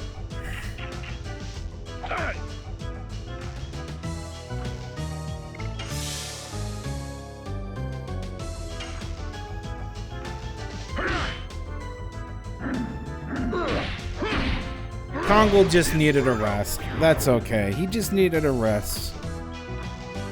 He's lugging around that axe. Just needed a little rest. Just needed it. No big deal. No big deal.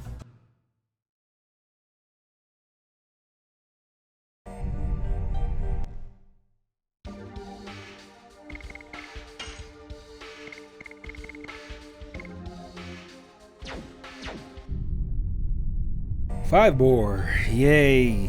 Yippee.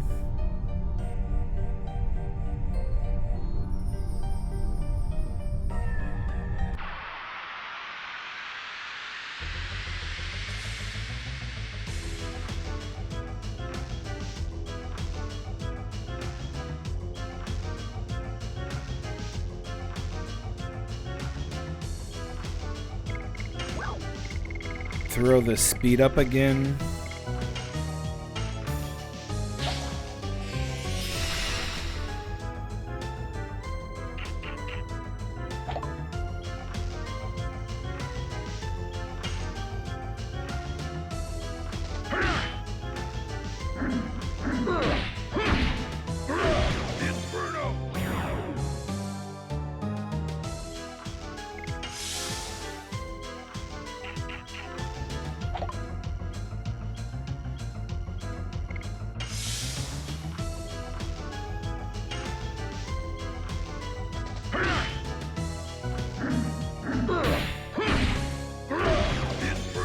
There we go.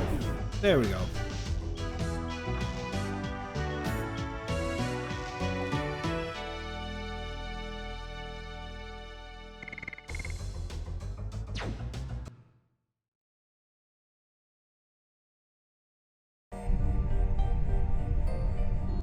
That's 2 more? 3 more. Okay, so it needs 3 to get to level 4. And then it'll be 20 after that. And then he can get his mastery. Not much longer. Not much longer. We just got to stick it out and he gets his mastery. I want to at least try out his mastery a couple times. And then I think I might move on to Meru. And do her additions. That'd be good. Because these guys are all rock and she's water. So I don't think she's going to have a problem here.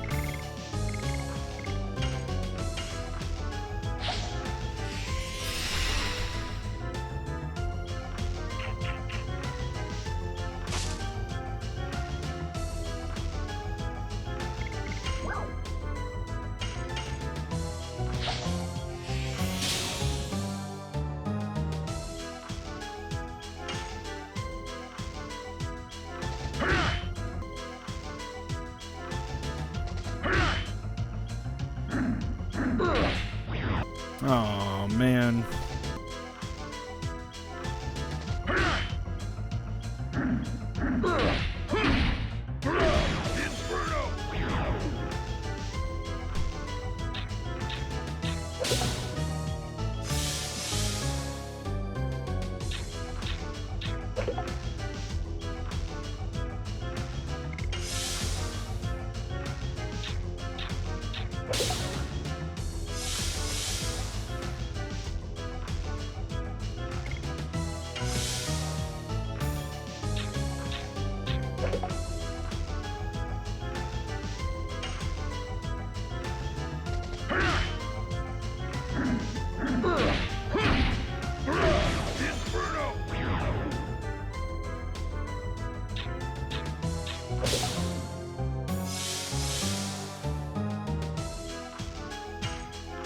Good. Not good.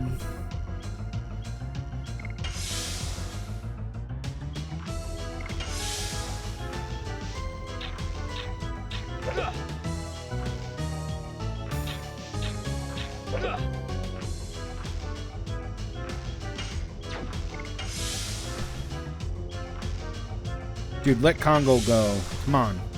Put him in, coach. There we go.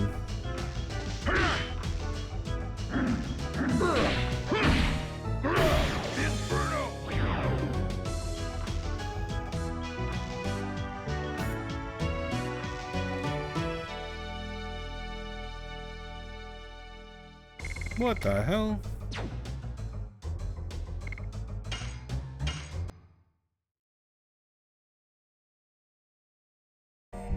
Two body purifiers, okay.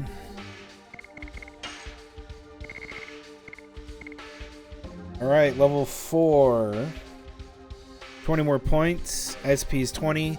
175% damage.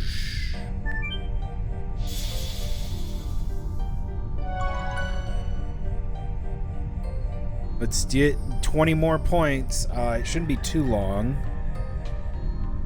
I think it's like 6 battles, maybe, if they're...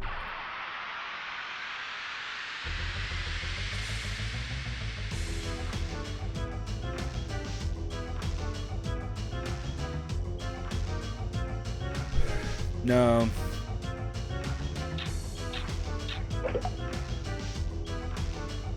I think it's about like 10 more fights.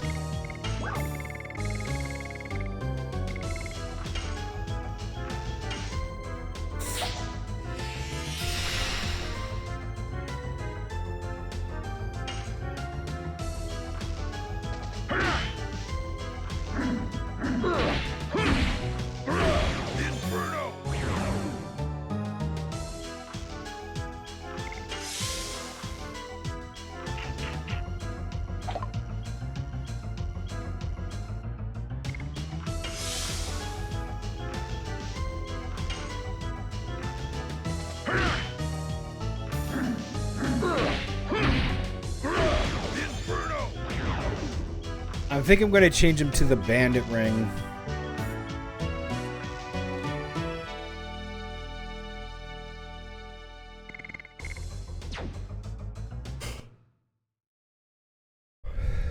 So he can go super fast.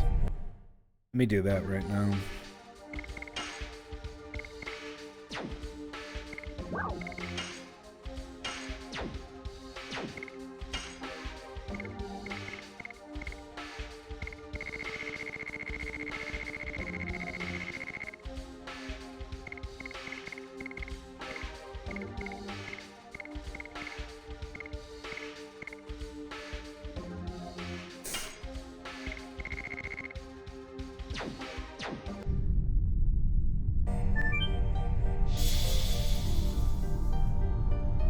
So he has 50 speed, is that what I'm seeing correctly?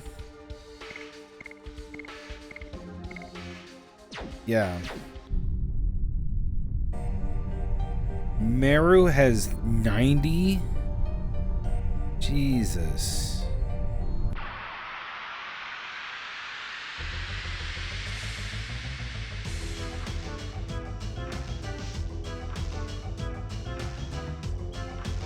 There we go, 3 battle. Yippee!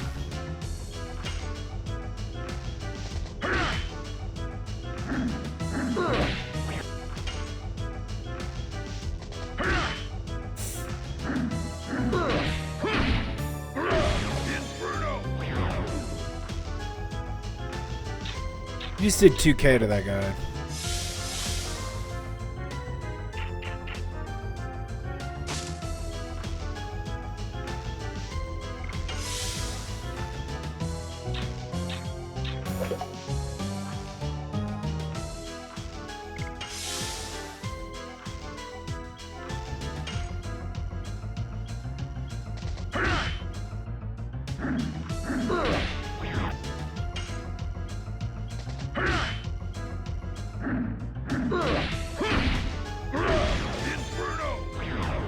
Damn.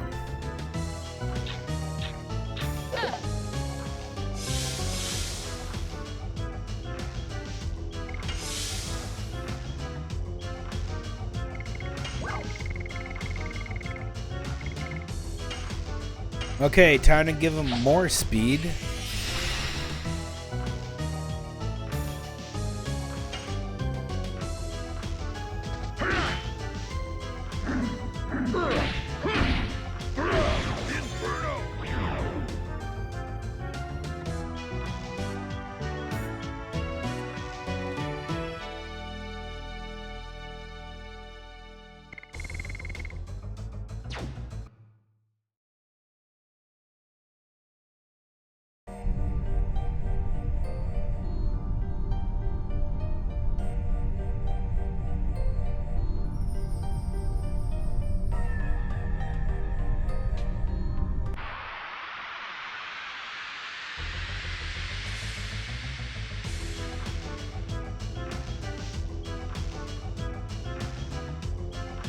Ooh, 3, yay.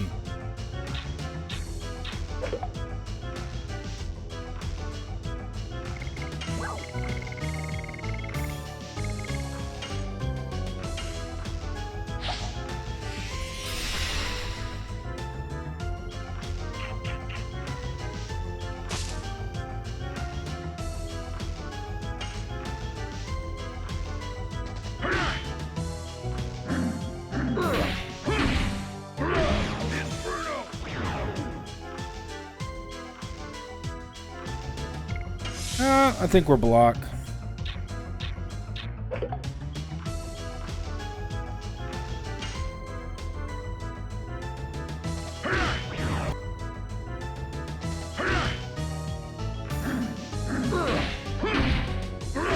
Inferno.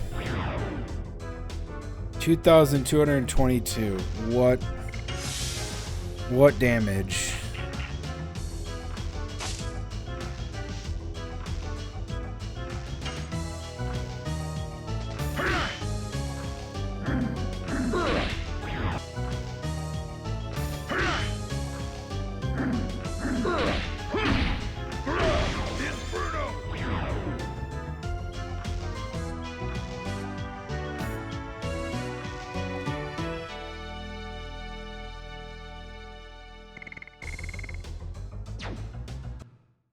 All right, now let's check the additions.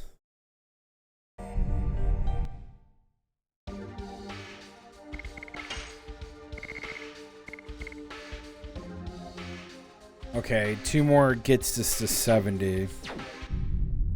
So it needs 12 more.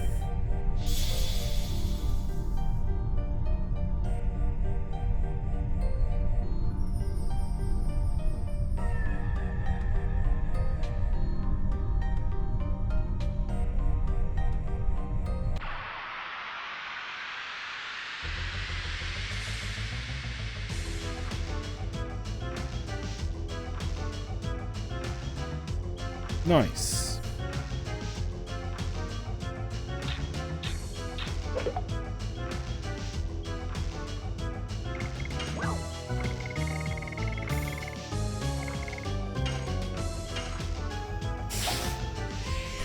Give them the speed up.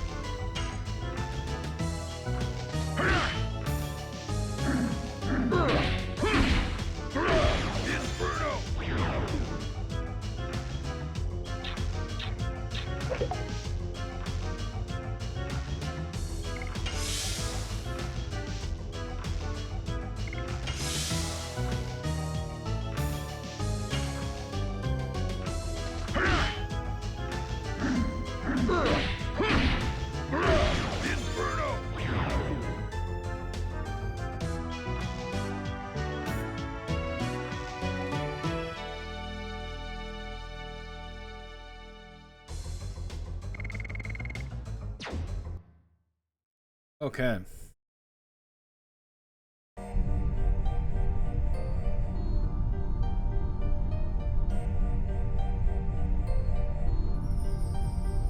Hold on. Give me a second.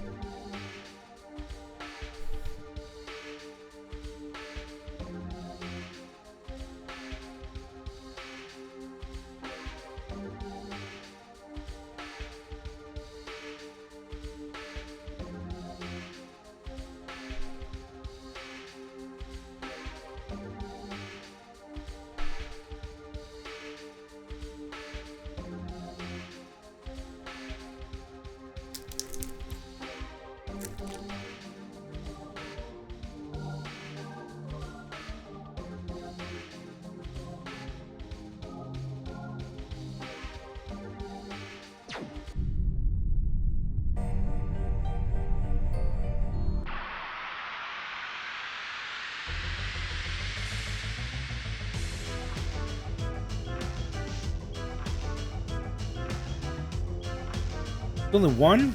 Oh my god.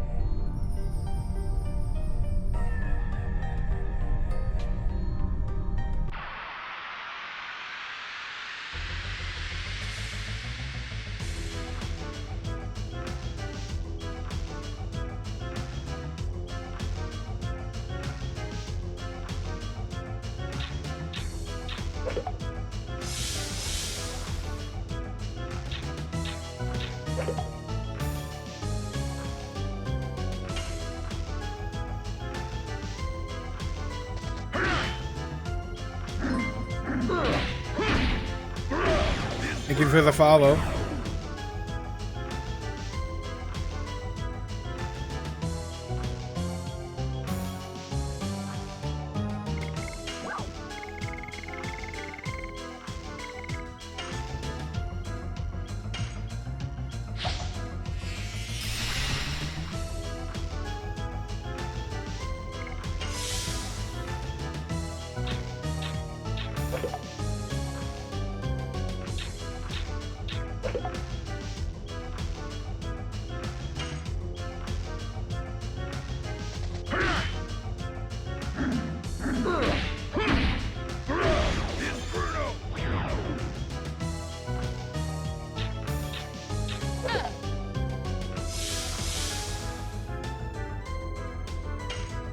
All right.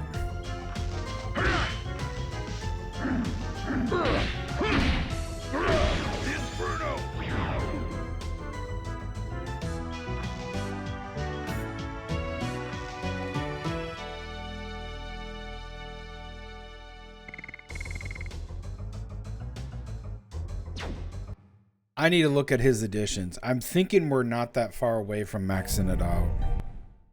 Because obviously at the XP screen, he's not getting his... okay, we're 5 away. So...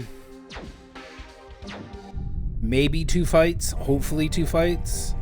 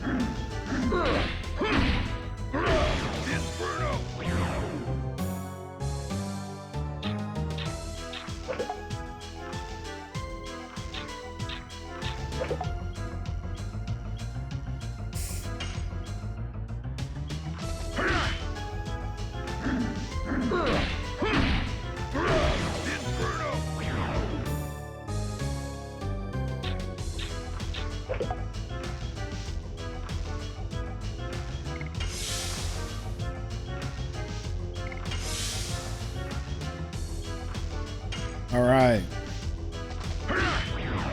Shit.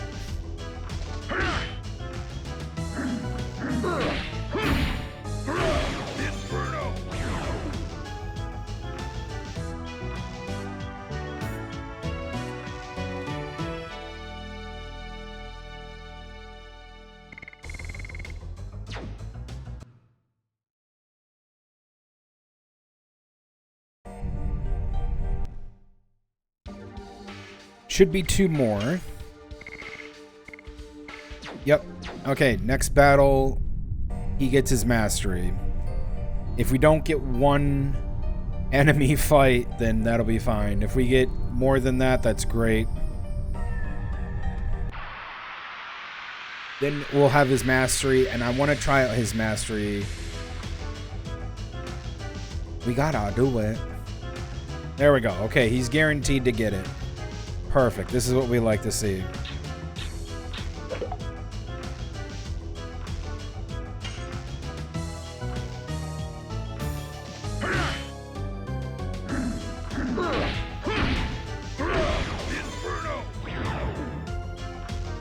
One more.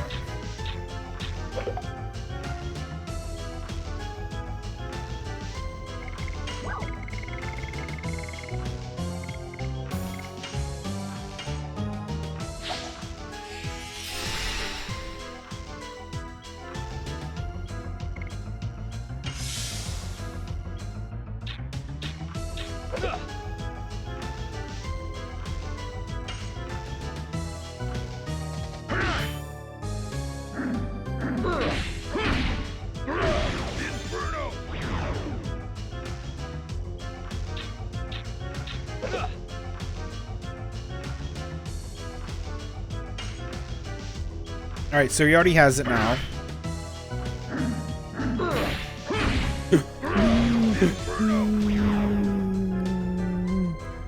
That's 81, baby.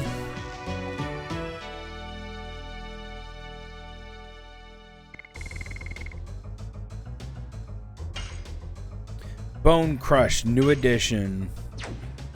That's it. That's it right there. Yippee! All right, let's go equip it.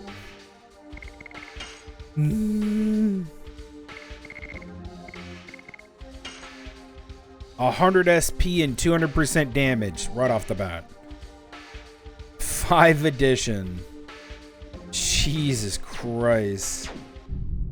That's awesome. I'm gonna save so I don't want, because I don't want to do it again.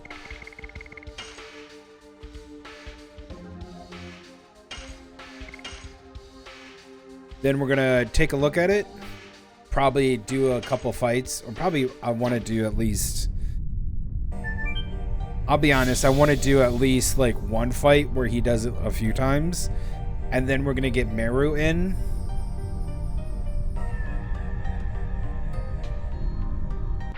And we're gonna do Meru's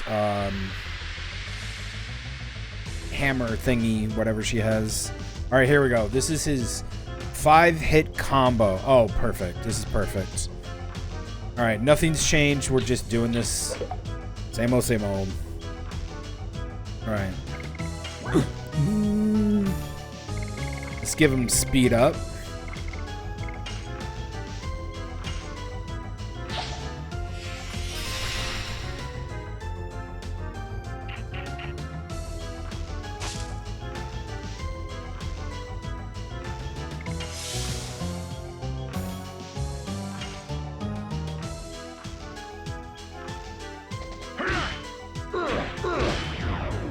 Oh my god.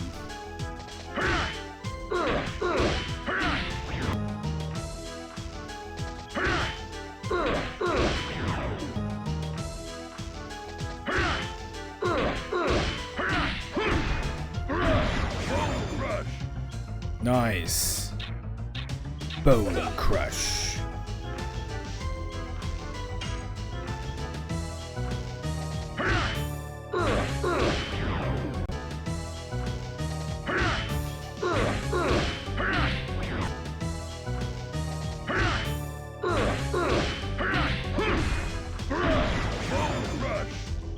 Okay.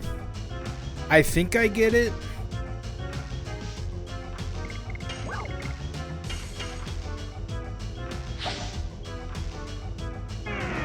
It's a little interesting, but I think I get it.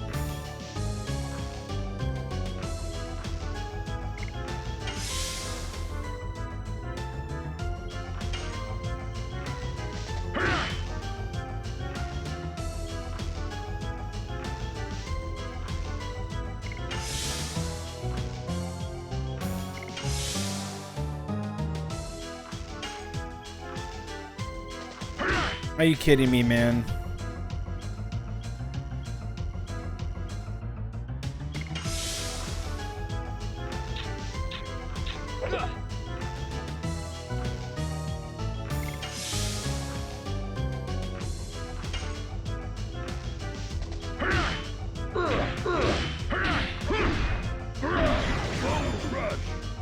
Nice. Okay, got it. I got it down, but it takes a little bit to get the rhythm. Very nice. Okay, trade out the bandit ring for a bracer and we'll get new person in.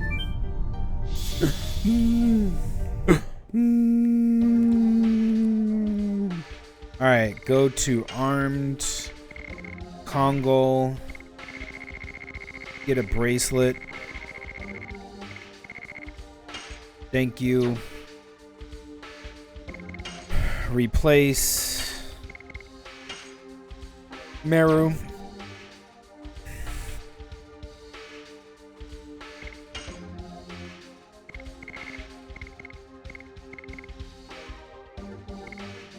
Hammer Spin is equipped. She gets 3 attacks, 35 SP, and 150% damage. Ah, Tlightzero. Okay, and then we're gonna arm her to get more.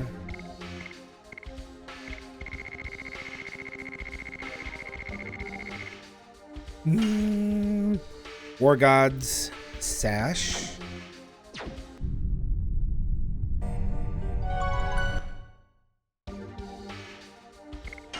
Gonna save.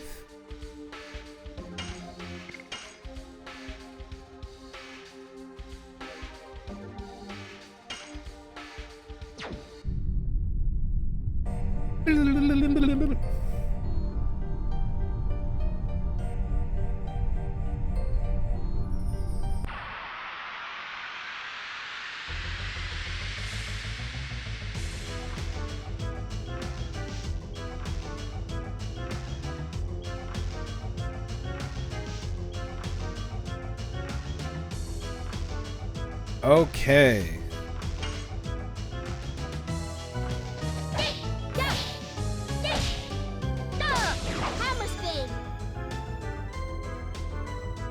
Yeesh.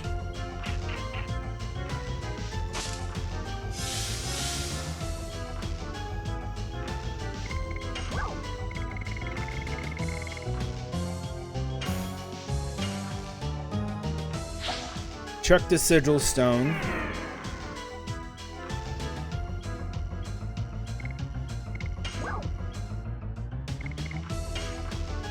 Speed up Meru.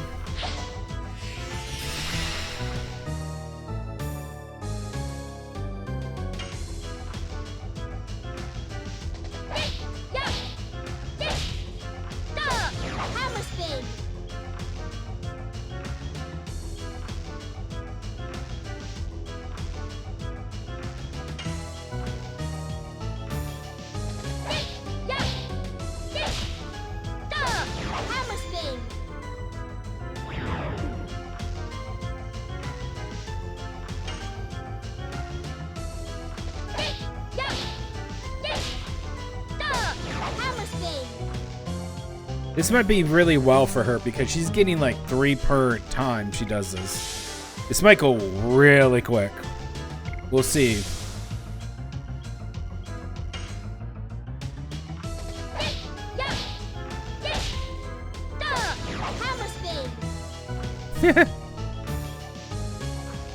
Falls over like a goober.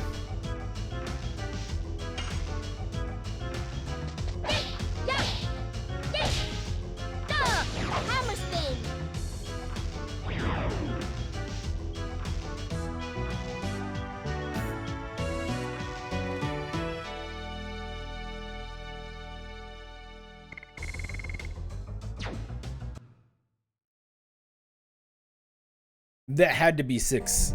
That had to be 6 times. I'm checking that.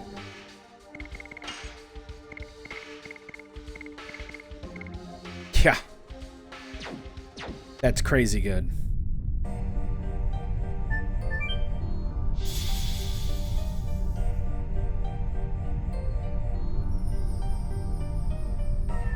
She's only doing 81 damage. You have to remember that Meru is the worst physical meleeer.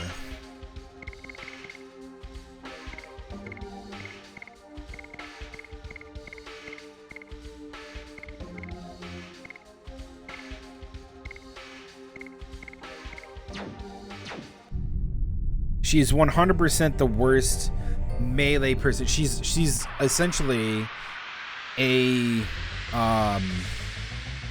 water mage. She's a water caster. So she's meant to be casting spells. But you just can't give her stuff to do.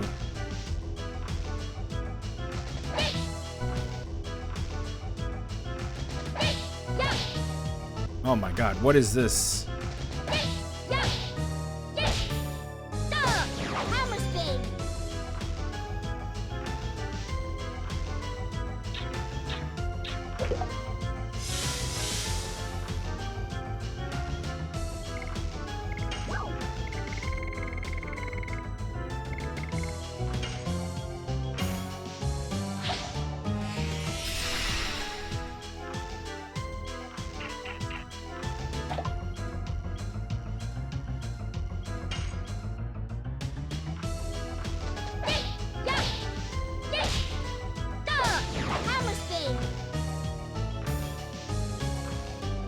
Still not dead. That's good. Damn it.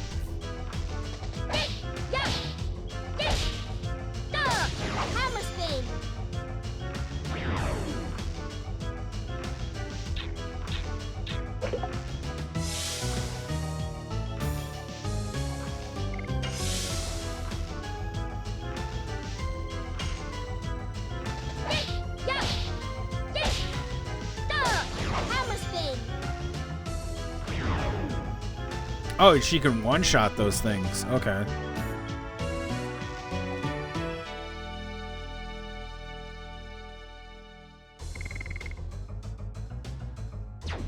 She is so underleveled. It's terrible. I think that's a part of her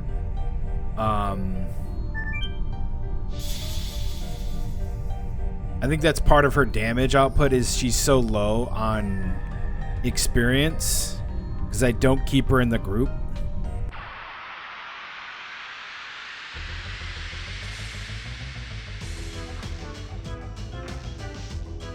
That I would really like a double or triple XP for her.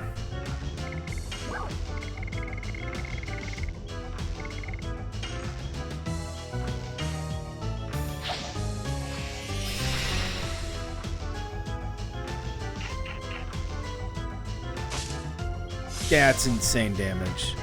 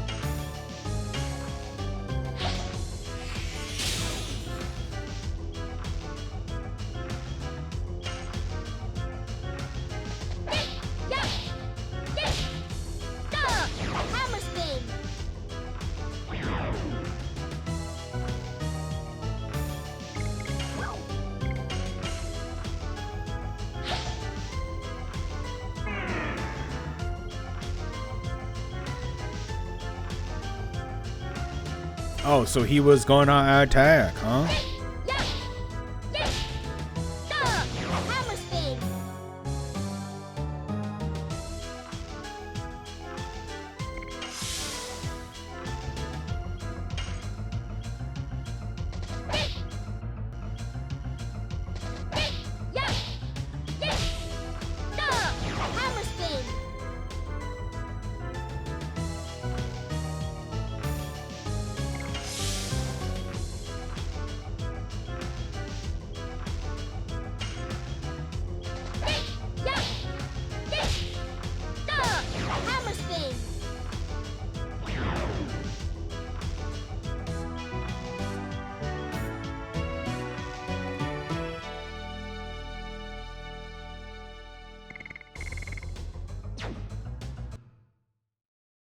Yeah, I would just like 2 times. I think I probably prefer 3 times. Let me see if I can find that.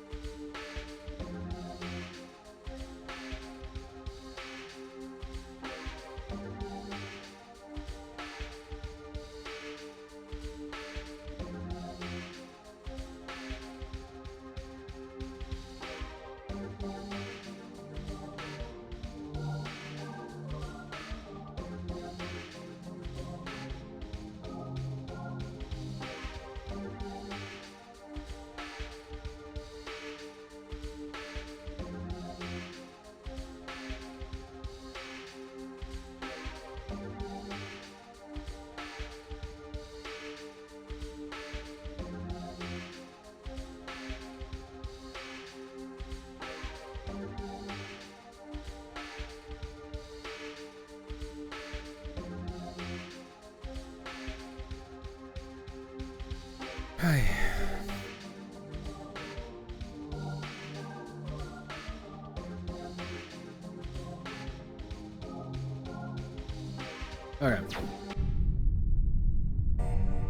There isn't. It's either you get max XP or you get quick leveling, which will just take you to 60 no matter what.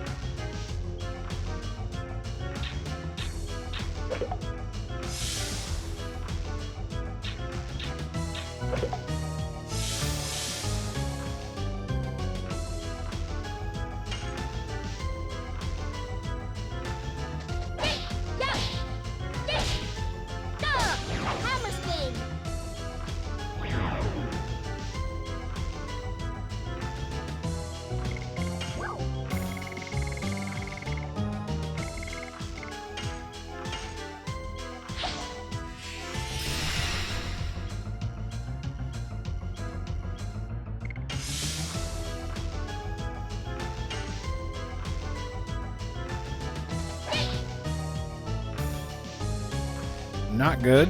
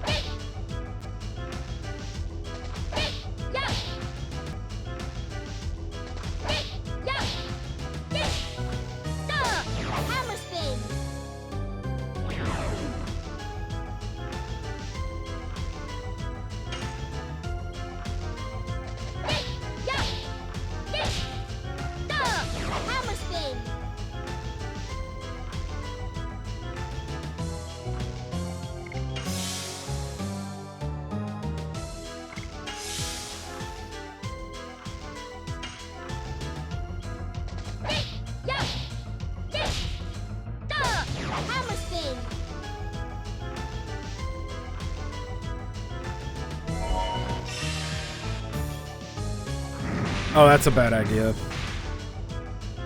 No, okay. Cool.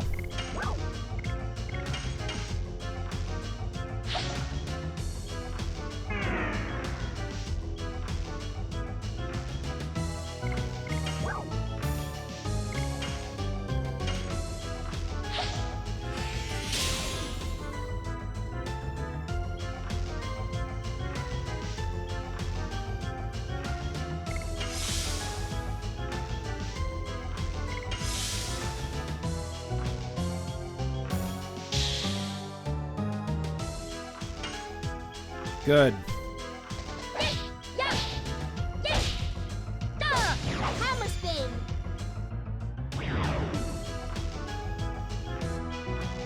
I thought he was gonna do a magic spell, but he just stunned her. And she just doesn't have the tolerance for that. Oh, nice. Rainbow Breath, new magic. Ooh, D level 2. I wonder what that... I think that might be a heal. I doubt it. What does a Rainbow Breath do?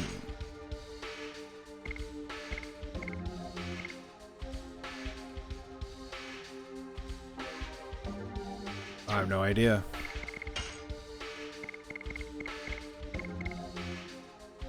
Okay, level 2 hammer spin. 162% damage. Doing good, doing good.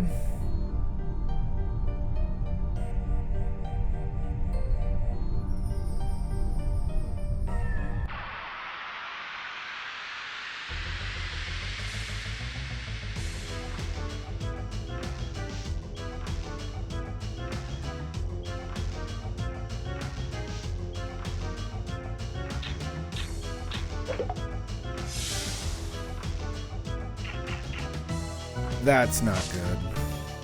Thank God he missed.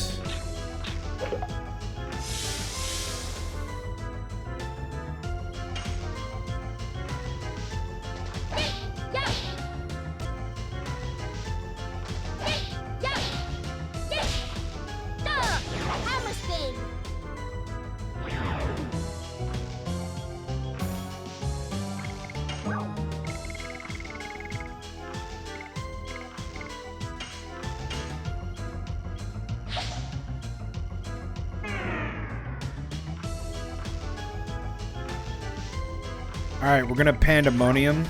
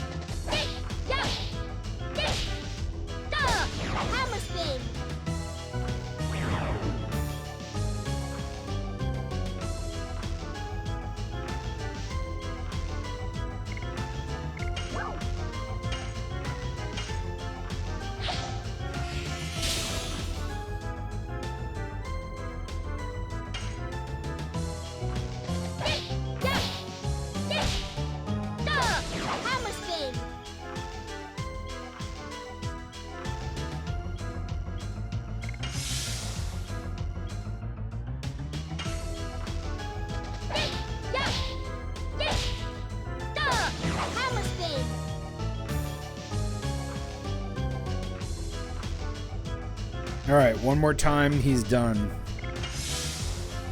That's good.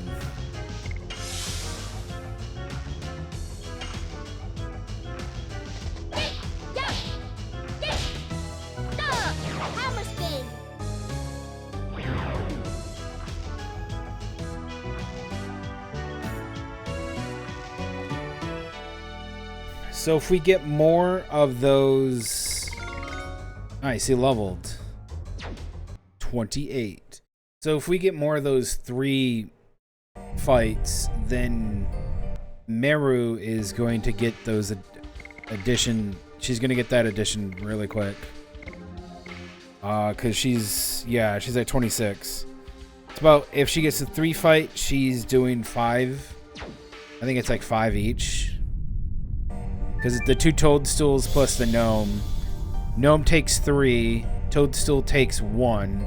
So that's 5. That's good.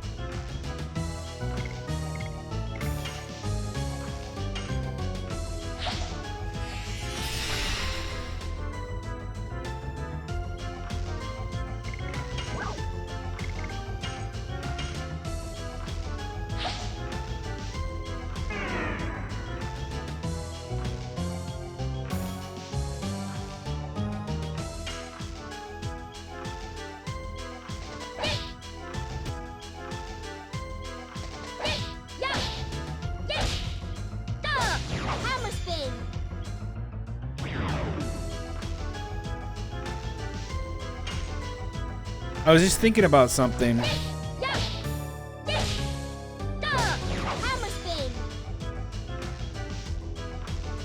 That, nice.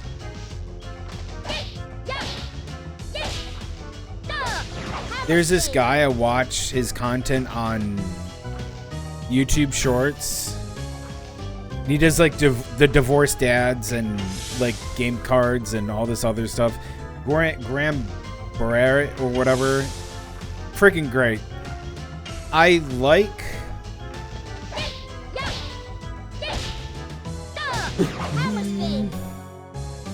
that he works with people that nobody knows. And that is to say, he purposely, like, okay, let me point it out. There was this one time he did this little funny short about the divorced dads, and there was like him plus a bunch of other people that were all just like, they're just doing this like stupid acting shit, right? And he's doing his funny little bit of being like the leader. And as he's like talking and doing this stuff, all the other people are doing their like how they talk about stuff and da da da da with like the divorced dads. But nobody that he had done this thing for were like, they weren't well-known YouTubers. They weren't streamers. They were people that actually knew how to do some kind of like acting. Maybe they were B-level acting or something, but they were good. But they didn't overshadow him. And I think that's like the biggest thing, is because like you get a lot of YouTube personality people, and you get a lot of like these, like, I hate the word influencer, but you get a lot of like these content creators from different platforms, like other YouTube and streamers and stuff, and they don't know how to do like scripted content because they fucking suck at it. Like, streamers suck at doing scripted content. It's why when streamers were first starting out, that's what distinguished streamers from YouTubers, was that YouTubers did scripted content, streamers didn't, and that was really good, right? That's literally the best thing.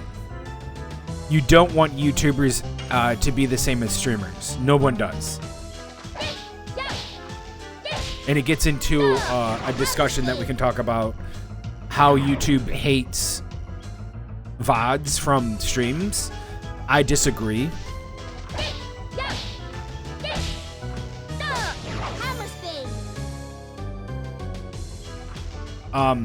So Graham Barrett, he did a really funny bit, and then he did another one recently where there was a guy that was pretending to sleep with his eyes open and just like say a couple words, and that's it. But you get all the funny context from Graham, who did his entire shtick, right? He's not shtick, he's doing his funny little thing, and it's funny, but it's at the same time, it's not over, like the other person that's there isn't overshadowing Graham. And I like that, because he must see the streaming and YouTube world as a means not to work with a lot of these people, because attaching himself to these people defeats the purpose. Oh, she leveled up. Oh, she got her D level to 3 diamond dust. Oh my god, she's leveling her dragoon level. That's very good. So I like content creators who want to not go with the same content people out there.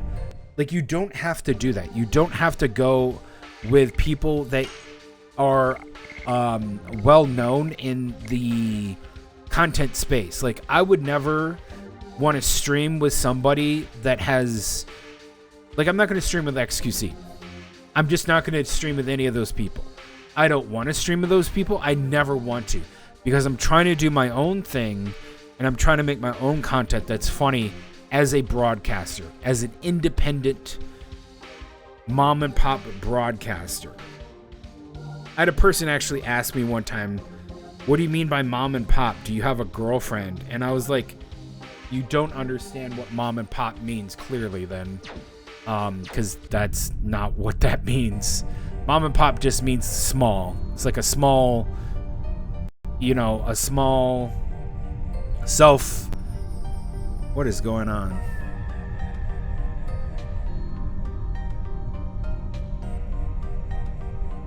Okay. It's a small, it's like a small shop, right? Self-owned, independent. Yeah, that's what it means. It doesn't mean like there's two people running this. Fucking idiots. Swear to God. People can be so very parasocial due to stupid shit. Alright. So she has a level 3 Dragoon level.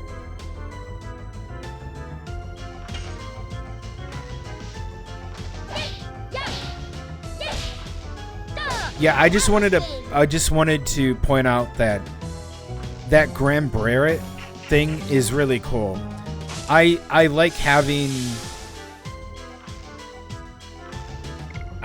YouTubers who are not established with other YouTubers because they feel the need to do that.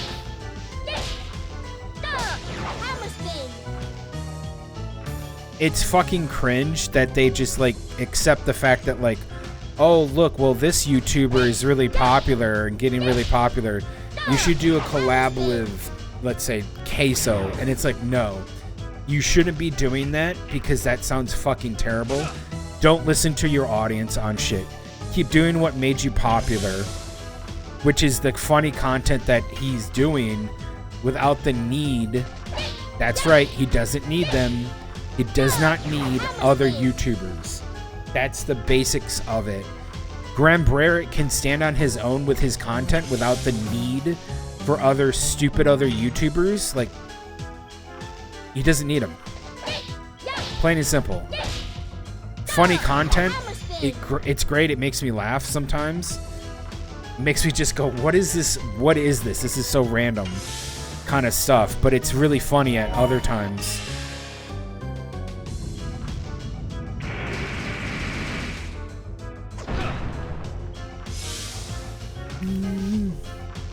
All right, let's go.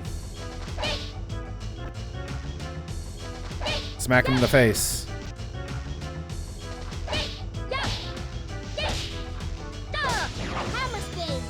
Smack him in the face.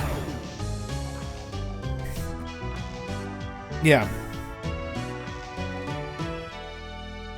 Standing apart, having your content be able to stand apart from the normal people that are on YouTube who are always desperately trying to like, this is why I think Mr. Beast is like a scummy piece of shit, is because Mr. Beast is a leech, plain and simple, and it has to do with how he does his content. His content is leechy, right? So he's trying to leech views and content from other streamers and use them as the means to have them go and do these silly games in tracksuits. I think this guy honestly has a fetish for people looking in tracksuits. No one, like, he's never done any other content that doesn't involve them being in tracksuits. He has a tracksuit fetish. I swear Mr. Beast has a tracksuit fetish. That fucking guy is a weirdo. 100% a fucking weirdo.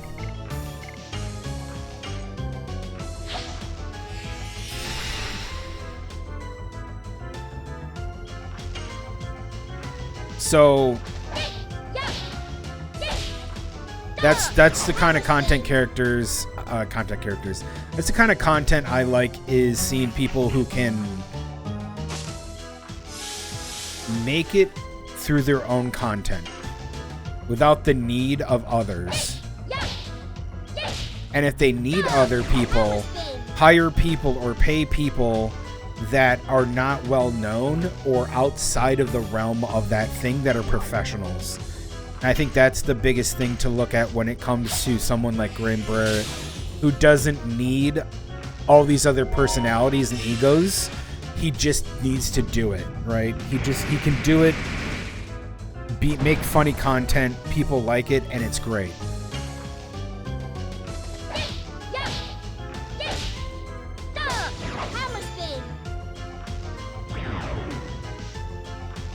I might have said that like a couple times, but I think you guys get the point.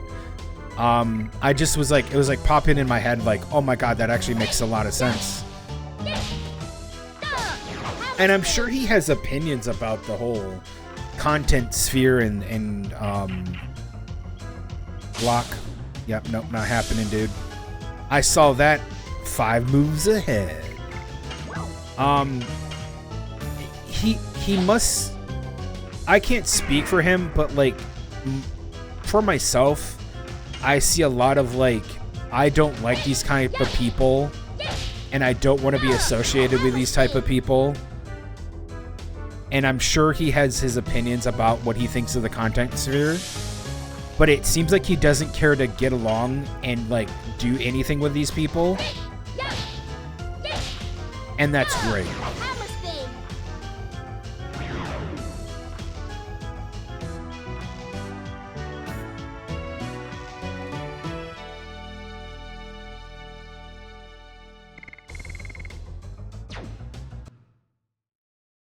yeah, it's literally like thumbs up, great content.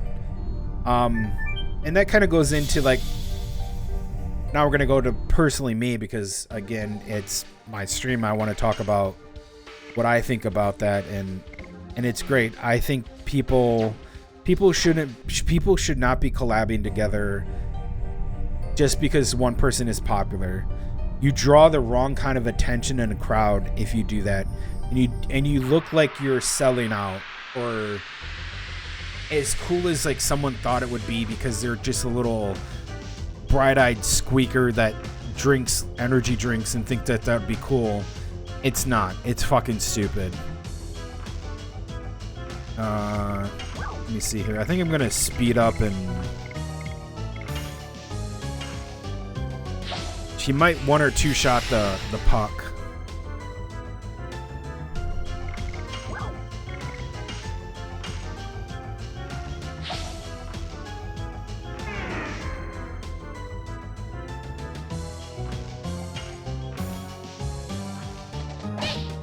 God damn it.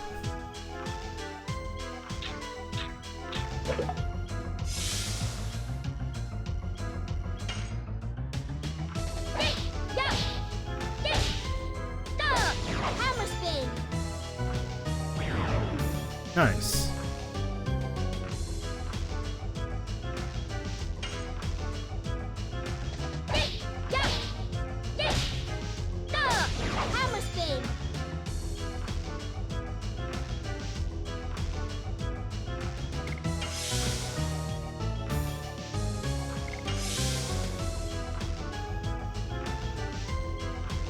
I'm gonna look at something real quick. I'm gonna Dragoon. Yeah, I'm gonna Dragoon, and I want to see what her 2 abilities do. So let's take a look at what she can do.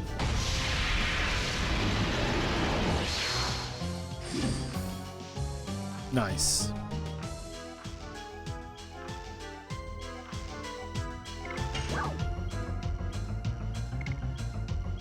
HP recovery and cure all. Water strength all. So let's take a look at this. I want to see what this looks like.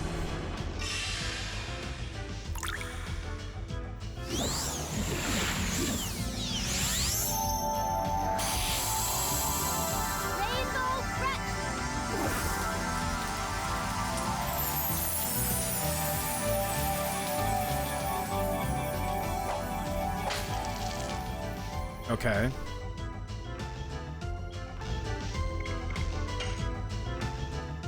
Then let's see the diamond dust.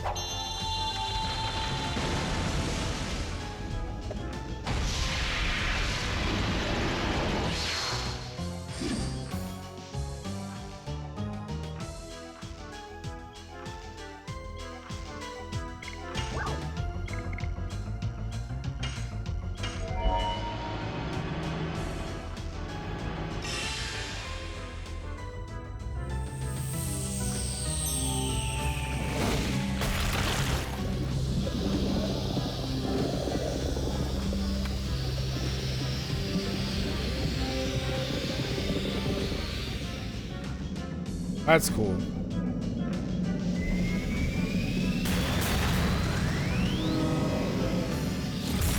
Diamond dust.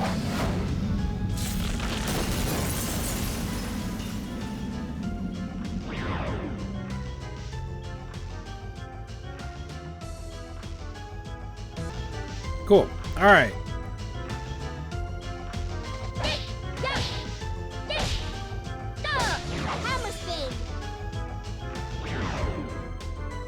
Yeah, that's cool.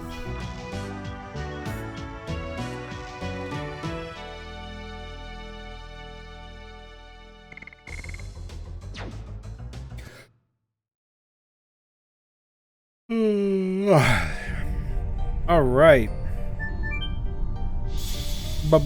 Break time. Break time.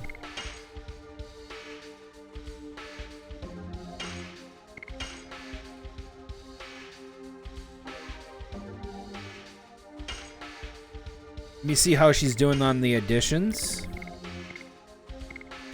50 out of 60, level 3. That's good. Who else are we gonna do? I could do Hex Hammer. Damn, it starts at 200. Oh, if we do Hex Hammer, he gets his. Oh my god, that's awesome. Yeah, we're getting really close to doing that. All right, lay break time.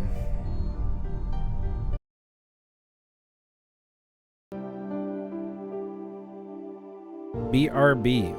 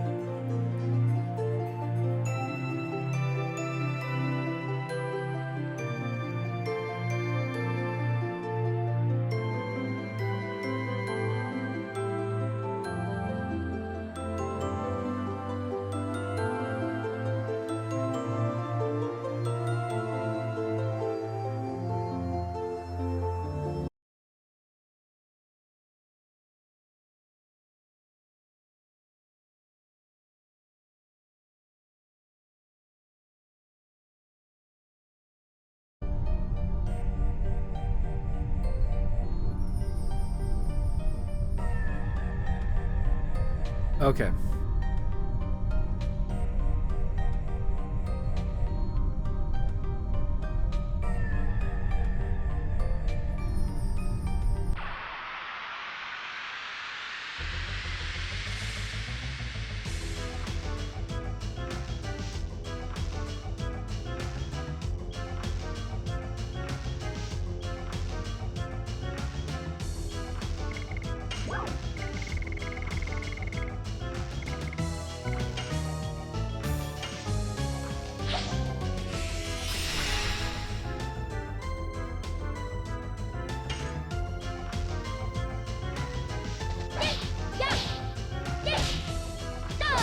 Hammer spin.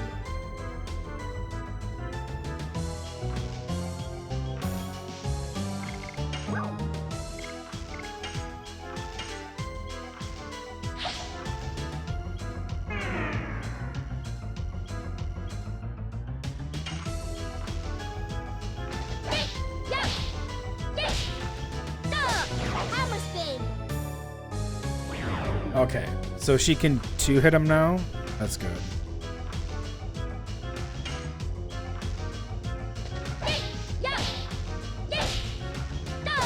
Hammer spin.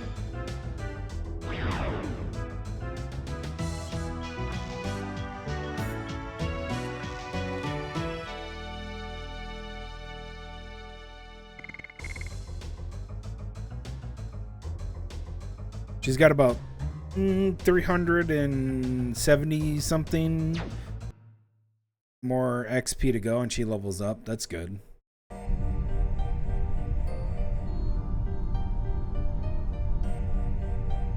Yeah, let me look at the additions. I know I just went away for a bit, but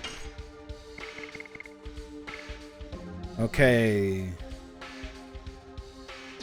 7 more, and then she gets to level 4, and then 20 more after that. Very good.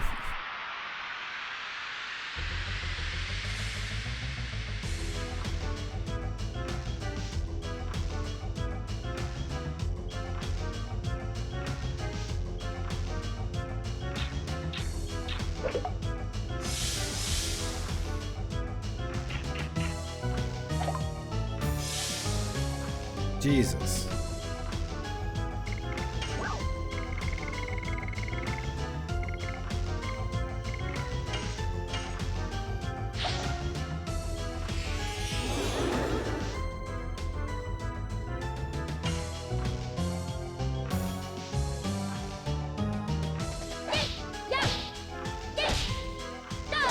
Hammer spin.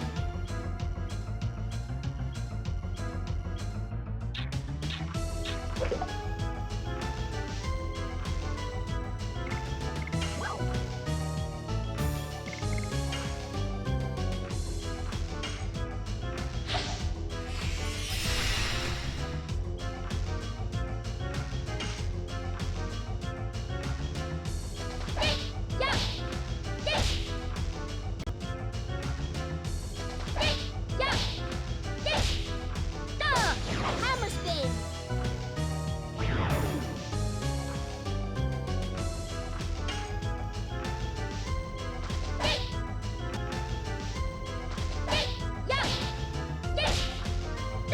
Hammer spin.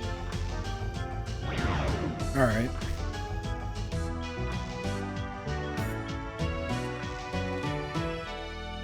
Yeah, she gets hit hard.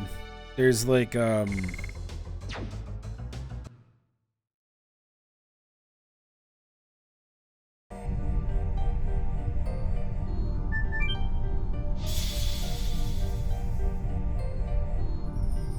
much you can do about it. She just gets hit hard. Just really crappy defense. Great magic defense, crappy defense.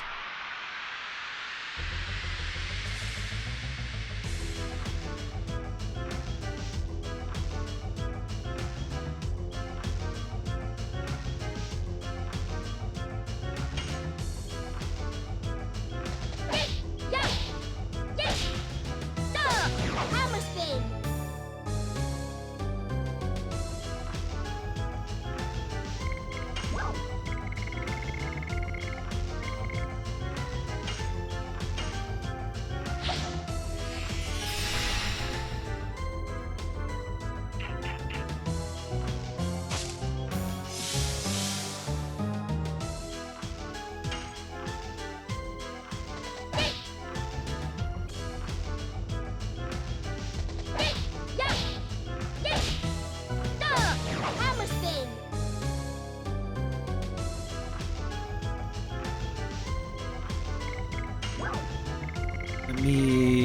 let me give her that.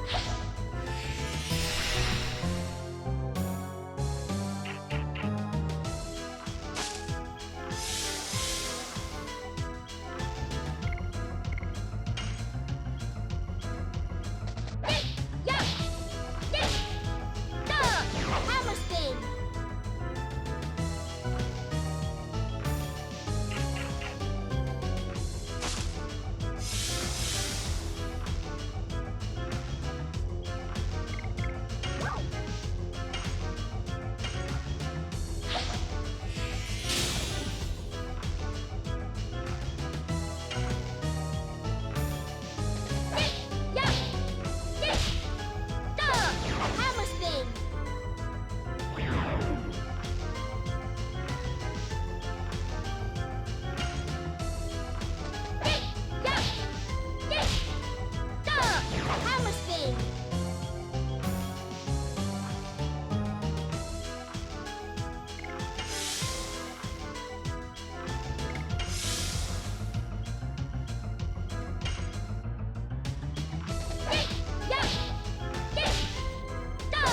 Hammer spin. Hammer spin.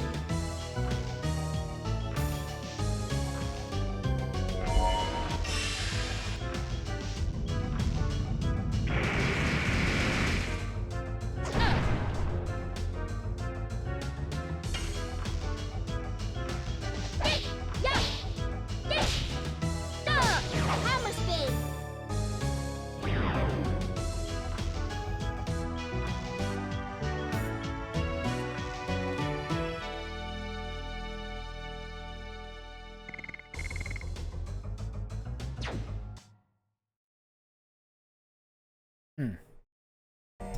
Okay.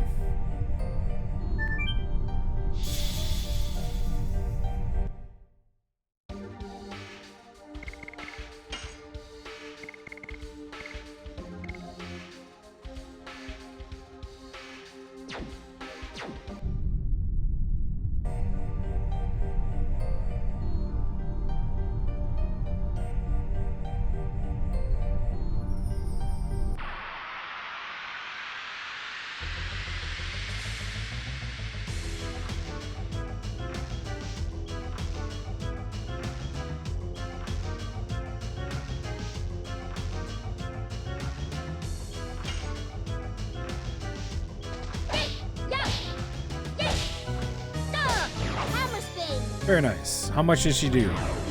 200. Okay. So I'm thinking this is going to be a lot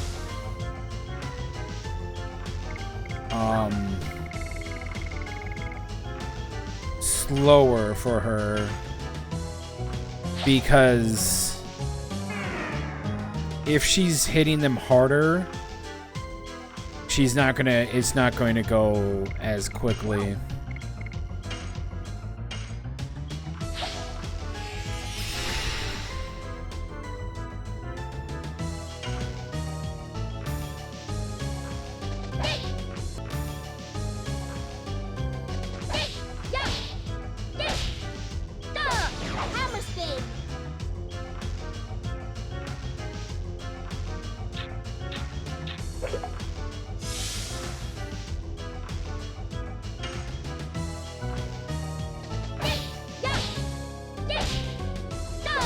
Hammer spin. Hammer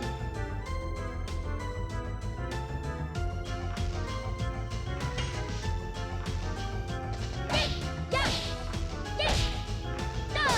Hammer spin.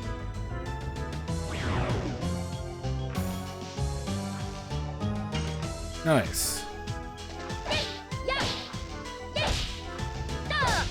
She's so fast.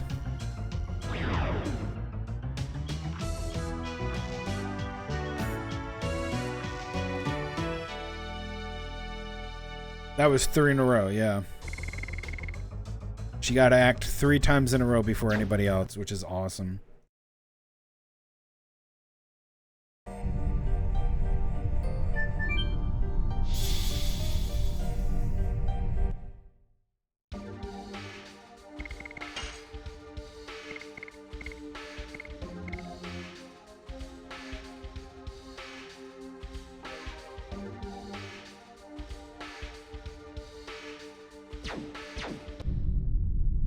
All right, 67 out of 80.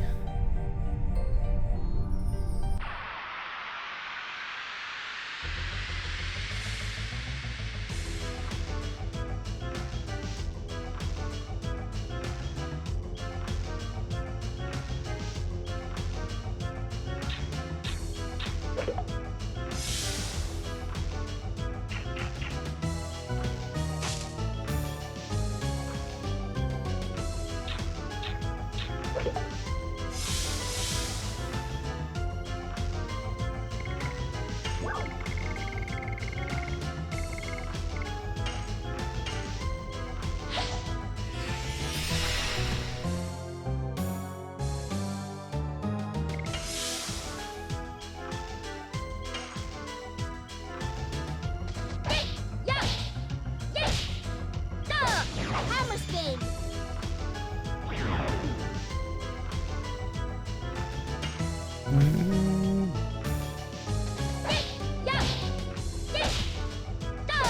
Hammer spin. All right, I think this guy's gonna get two-shotted.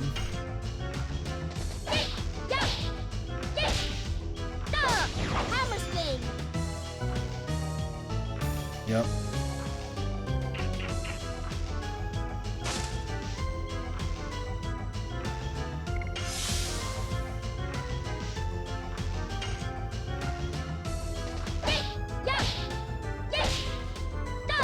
Okay, I think that's 71 out of 80 now, so she needs 9 more. Oh, great, perfect. Okay, we're gonna stop him from moving and doing anything. There we go.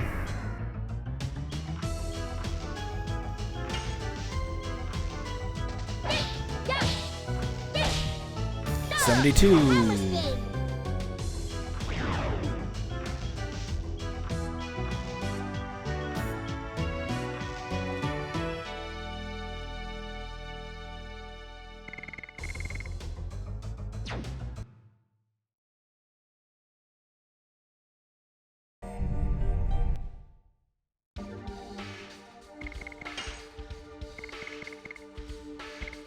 Yep, 72 out of 80. So she needs 8 more.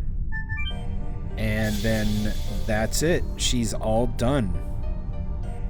Unfortunately, she's not going to get levels very soon. Till I need her, but good that we got her Dragoon level up. If only Kongol could get his Dragoon level up, that'd be great. Nice, this is good for her.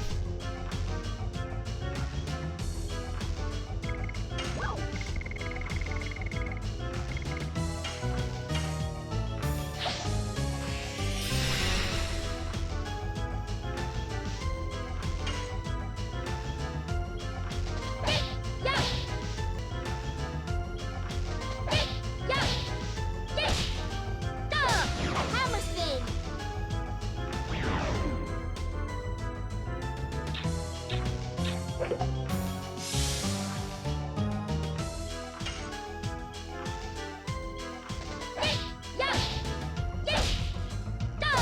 Hammer spin.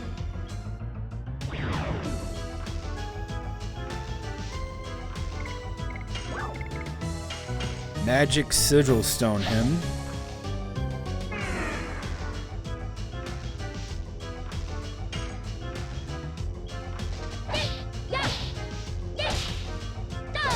Hammer spin.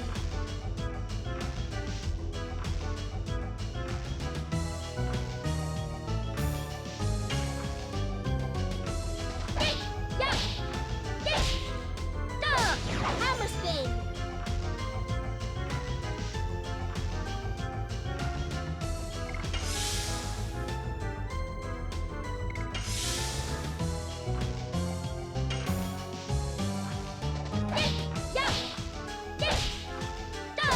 Hammer spin.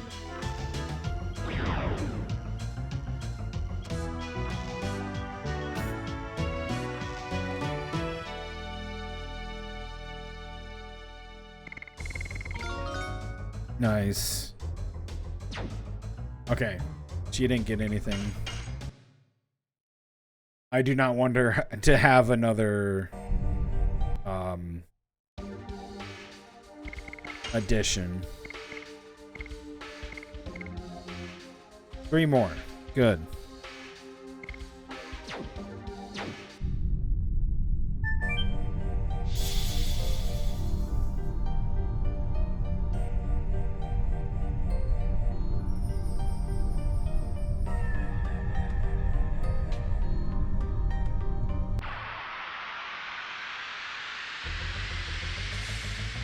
Yeah, it does suck that Subnautica 2 is going to early access.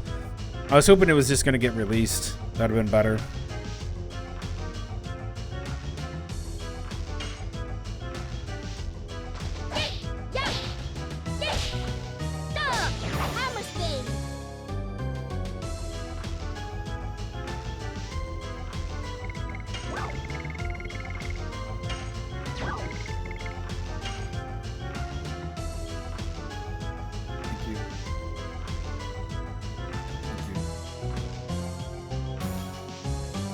Thank you. No, I'm good. I think I'll come out and get it. Thank you.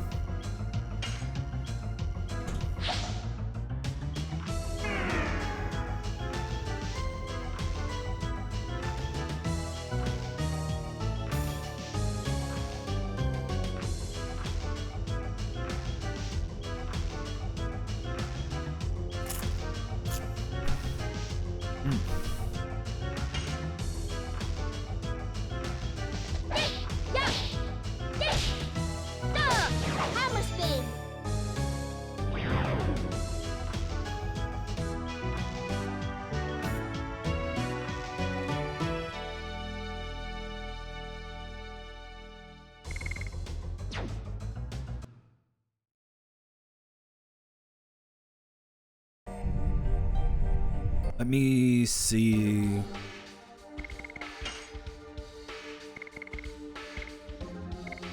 One more. Okay.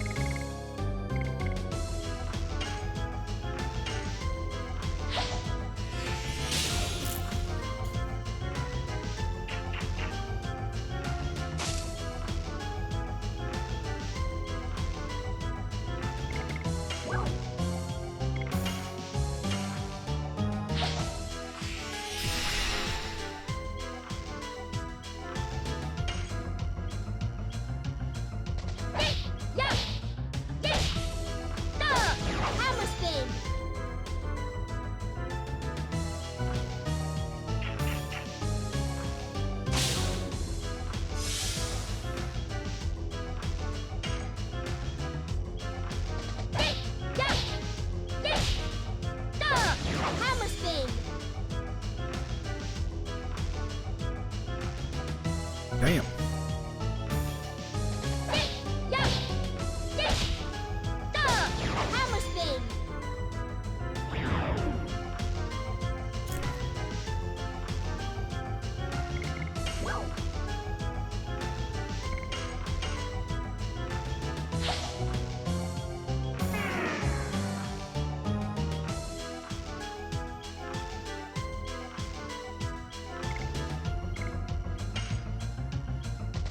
Yes!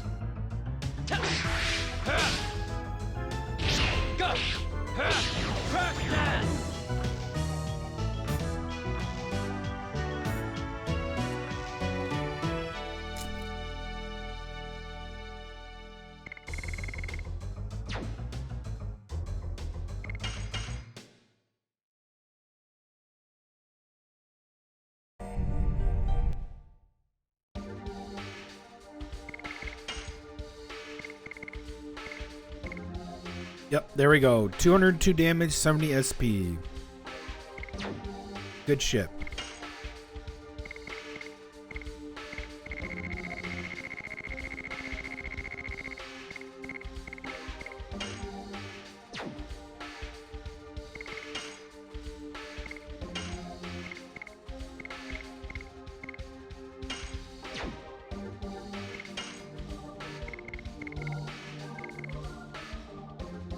I have half a mind to do that.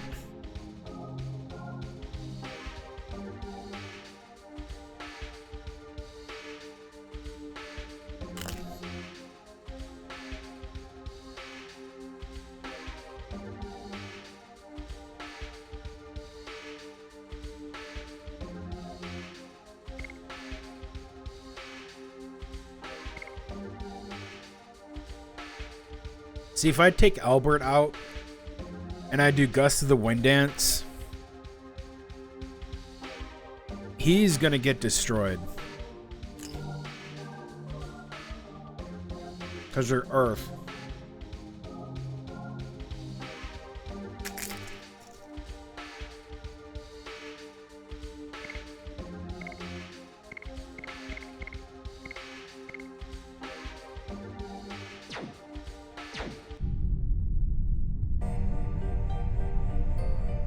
I want to see the Hex Hammer.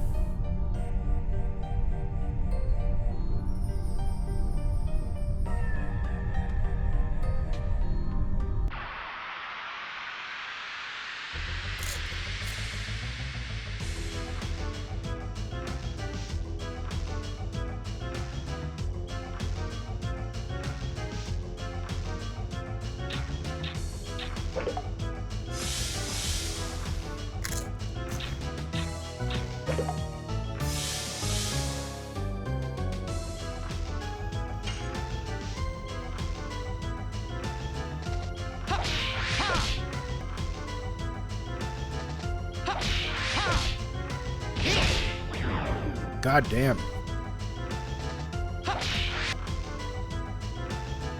Hey, Josephine.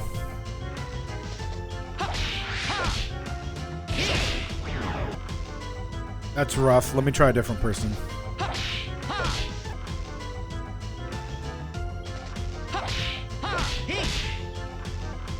Holy crap.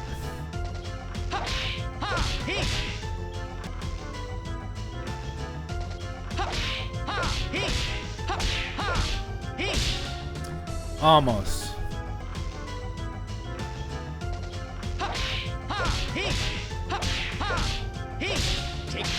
There we go.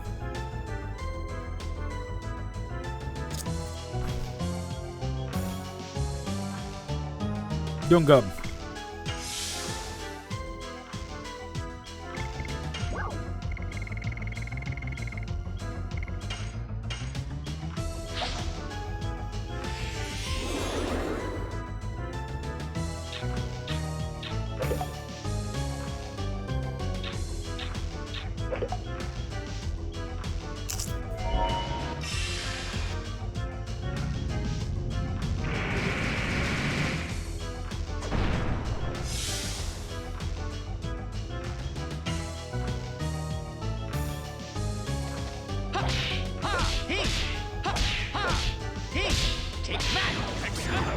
All right.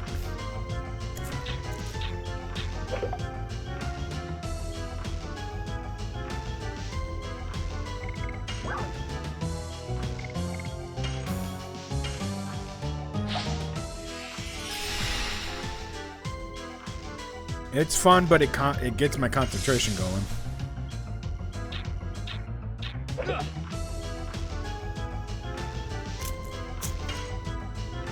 All right, here we go.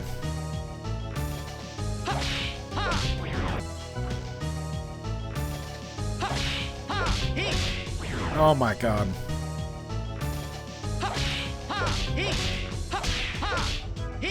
Damn it.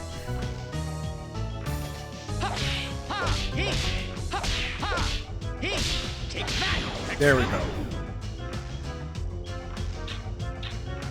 Game name is Legend of Dragoon.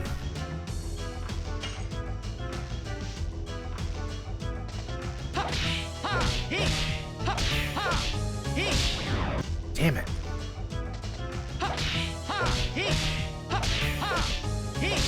Damn it, damn it, damn it, damn it, damn it. Nope, I was early.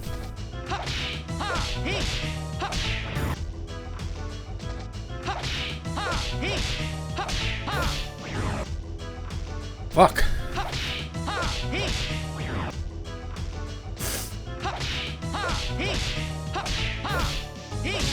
There we go. There we go.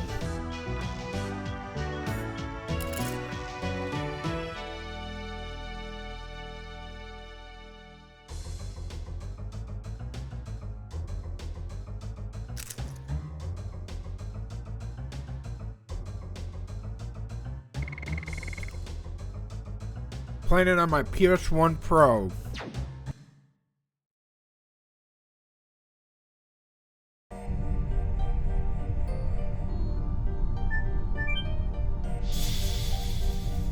Alright, so his Hex Hammer, pretty heckin' good. Hard, but good.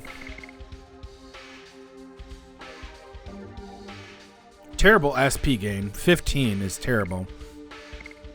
Do I want to grind up Albert? I could.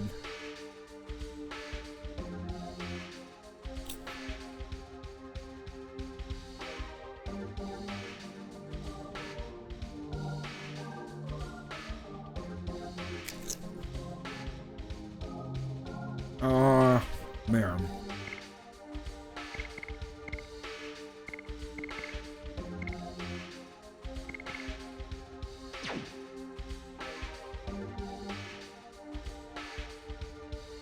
I don't know. I don't think I want to do Albert here right now.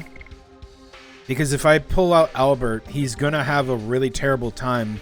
He's going to counter them, but he you know, we're not doing Albert grind. No Albert grind. I'll do Haschel.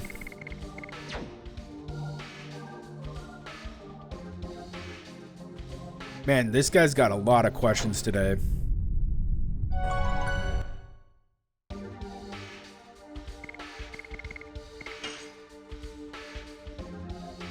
What do you have on? Emerald earrings? You can keep those on. Oh yeah, because he's maxed out. Doesn't need a...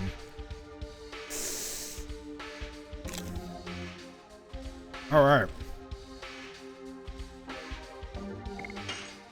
Yeah, I'll do some Hex Hammer. Probably tomorrow. Let me save.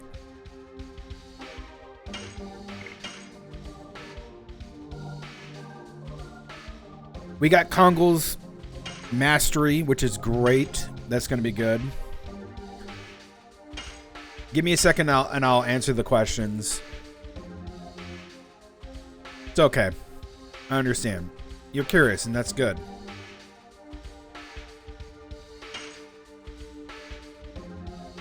Good level. Okay.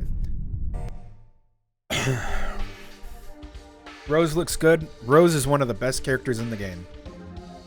Alright, let me see what you peeped here for the questions. How long have I been playing this game?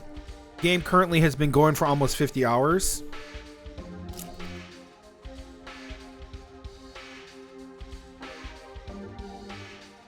I'll probably clock in at close to 80.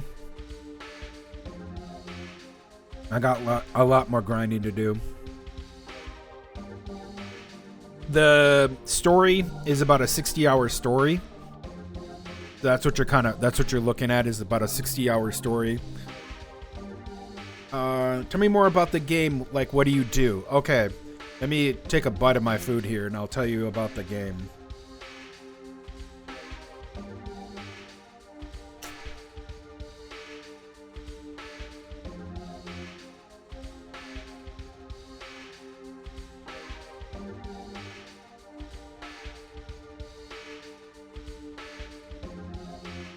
Game is a turn-based JRPG. So we level up, get stronger. This is one of the older JRPGs that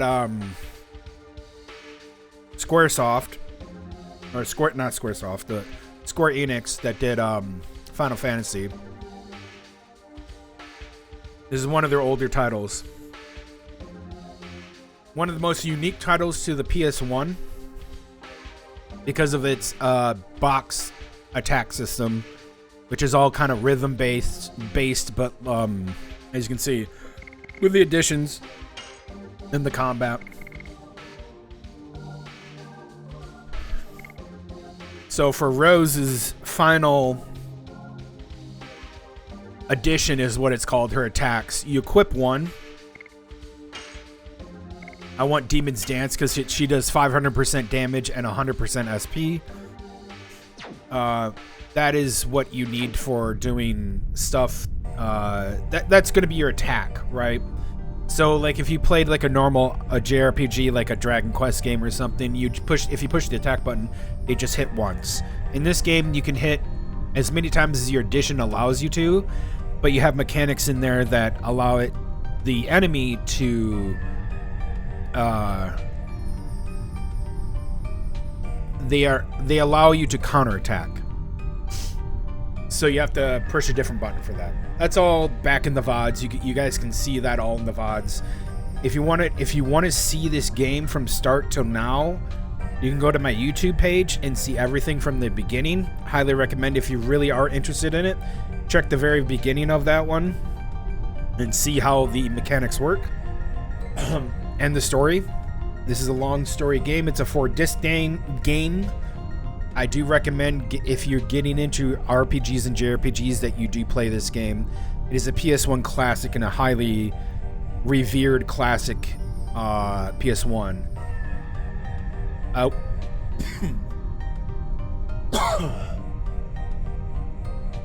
As what you do in this game, you're trying to find out what's going on in the world, level up, fight monsters, and see what's going on. The main character's name is Dart. No, you can't change the names. Where can you find this game? There are certain websites. If you just Google The Legend of Dragoon, I'm sure you can find a place to download it.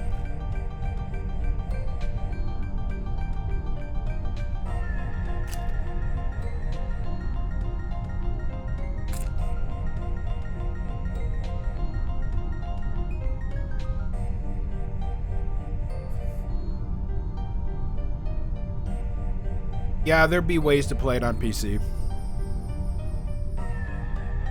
I do recommend it.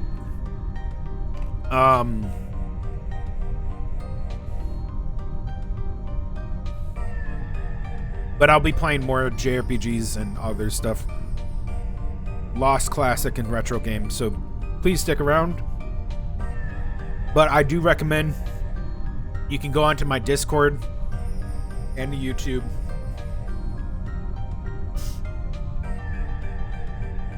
I am going to send a link in chat.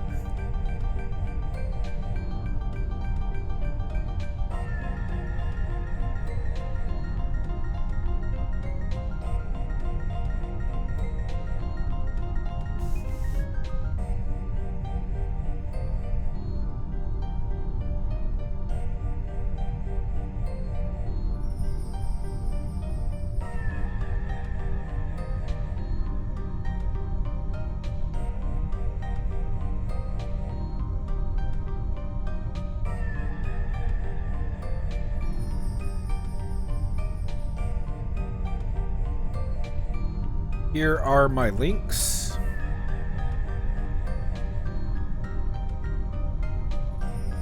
You can go on to, that should take you to my Discord, YouTube, to Kick, to Twitch. I don't really do TikTok or Twitter. But I'm always happy to see people who are interested in the retro games. You're most welcome.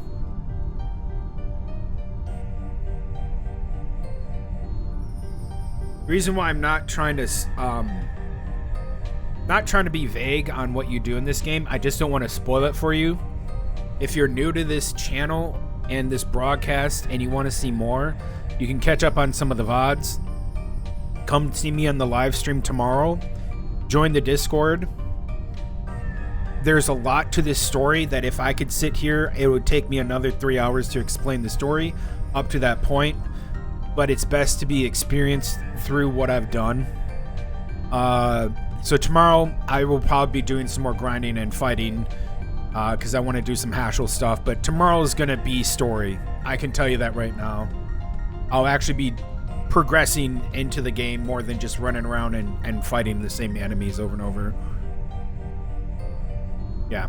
It's a good story. It's, if you liked, I'll put it to you this way. If you like anime and you like 90s anime, this is a game that you'll like. Because this is essentially a time capsule for that era. Highly recommend it. As someone that I grew up in the 90s, so it works.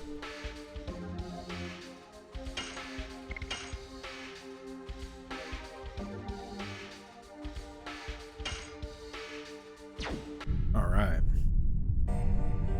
Yes. There will be more games coming up, but I'm going to get out of here for today. Hope to see all of you.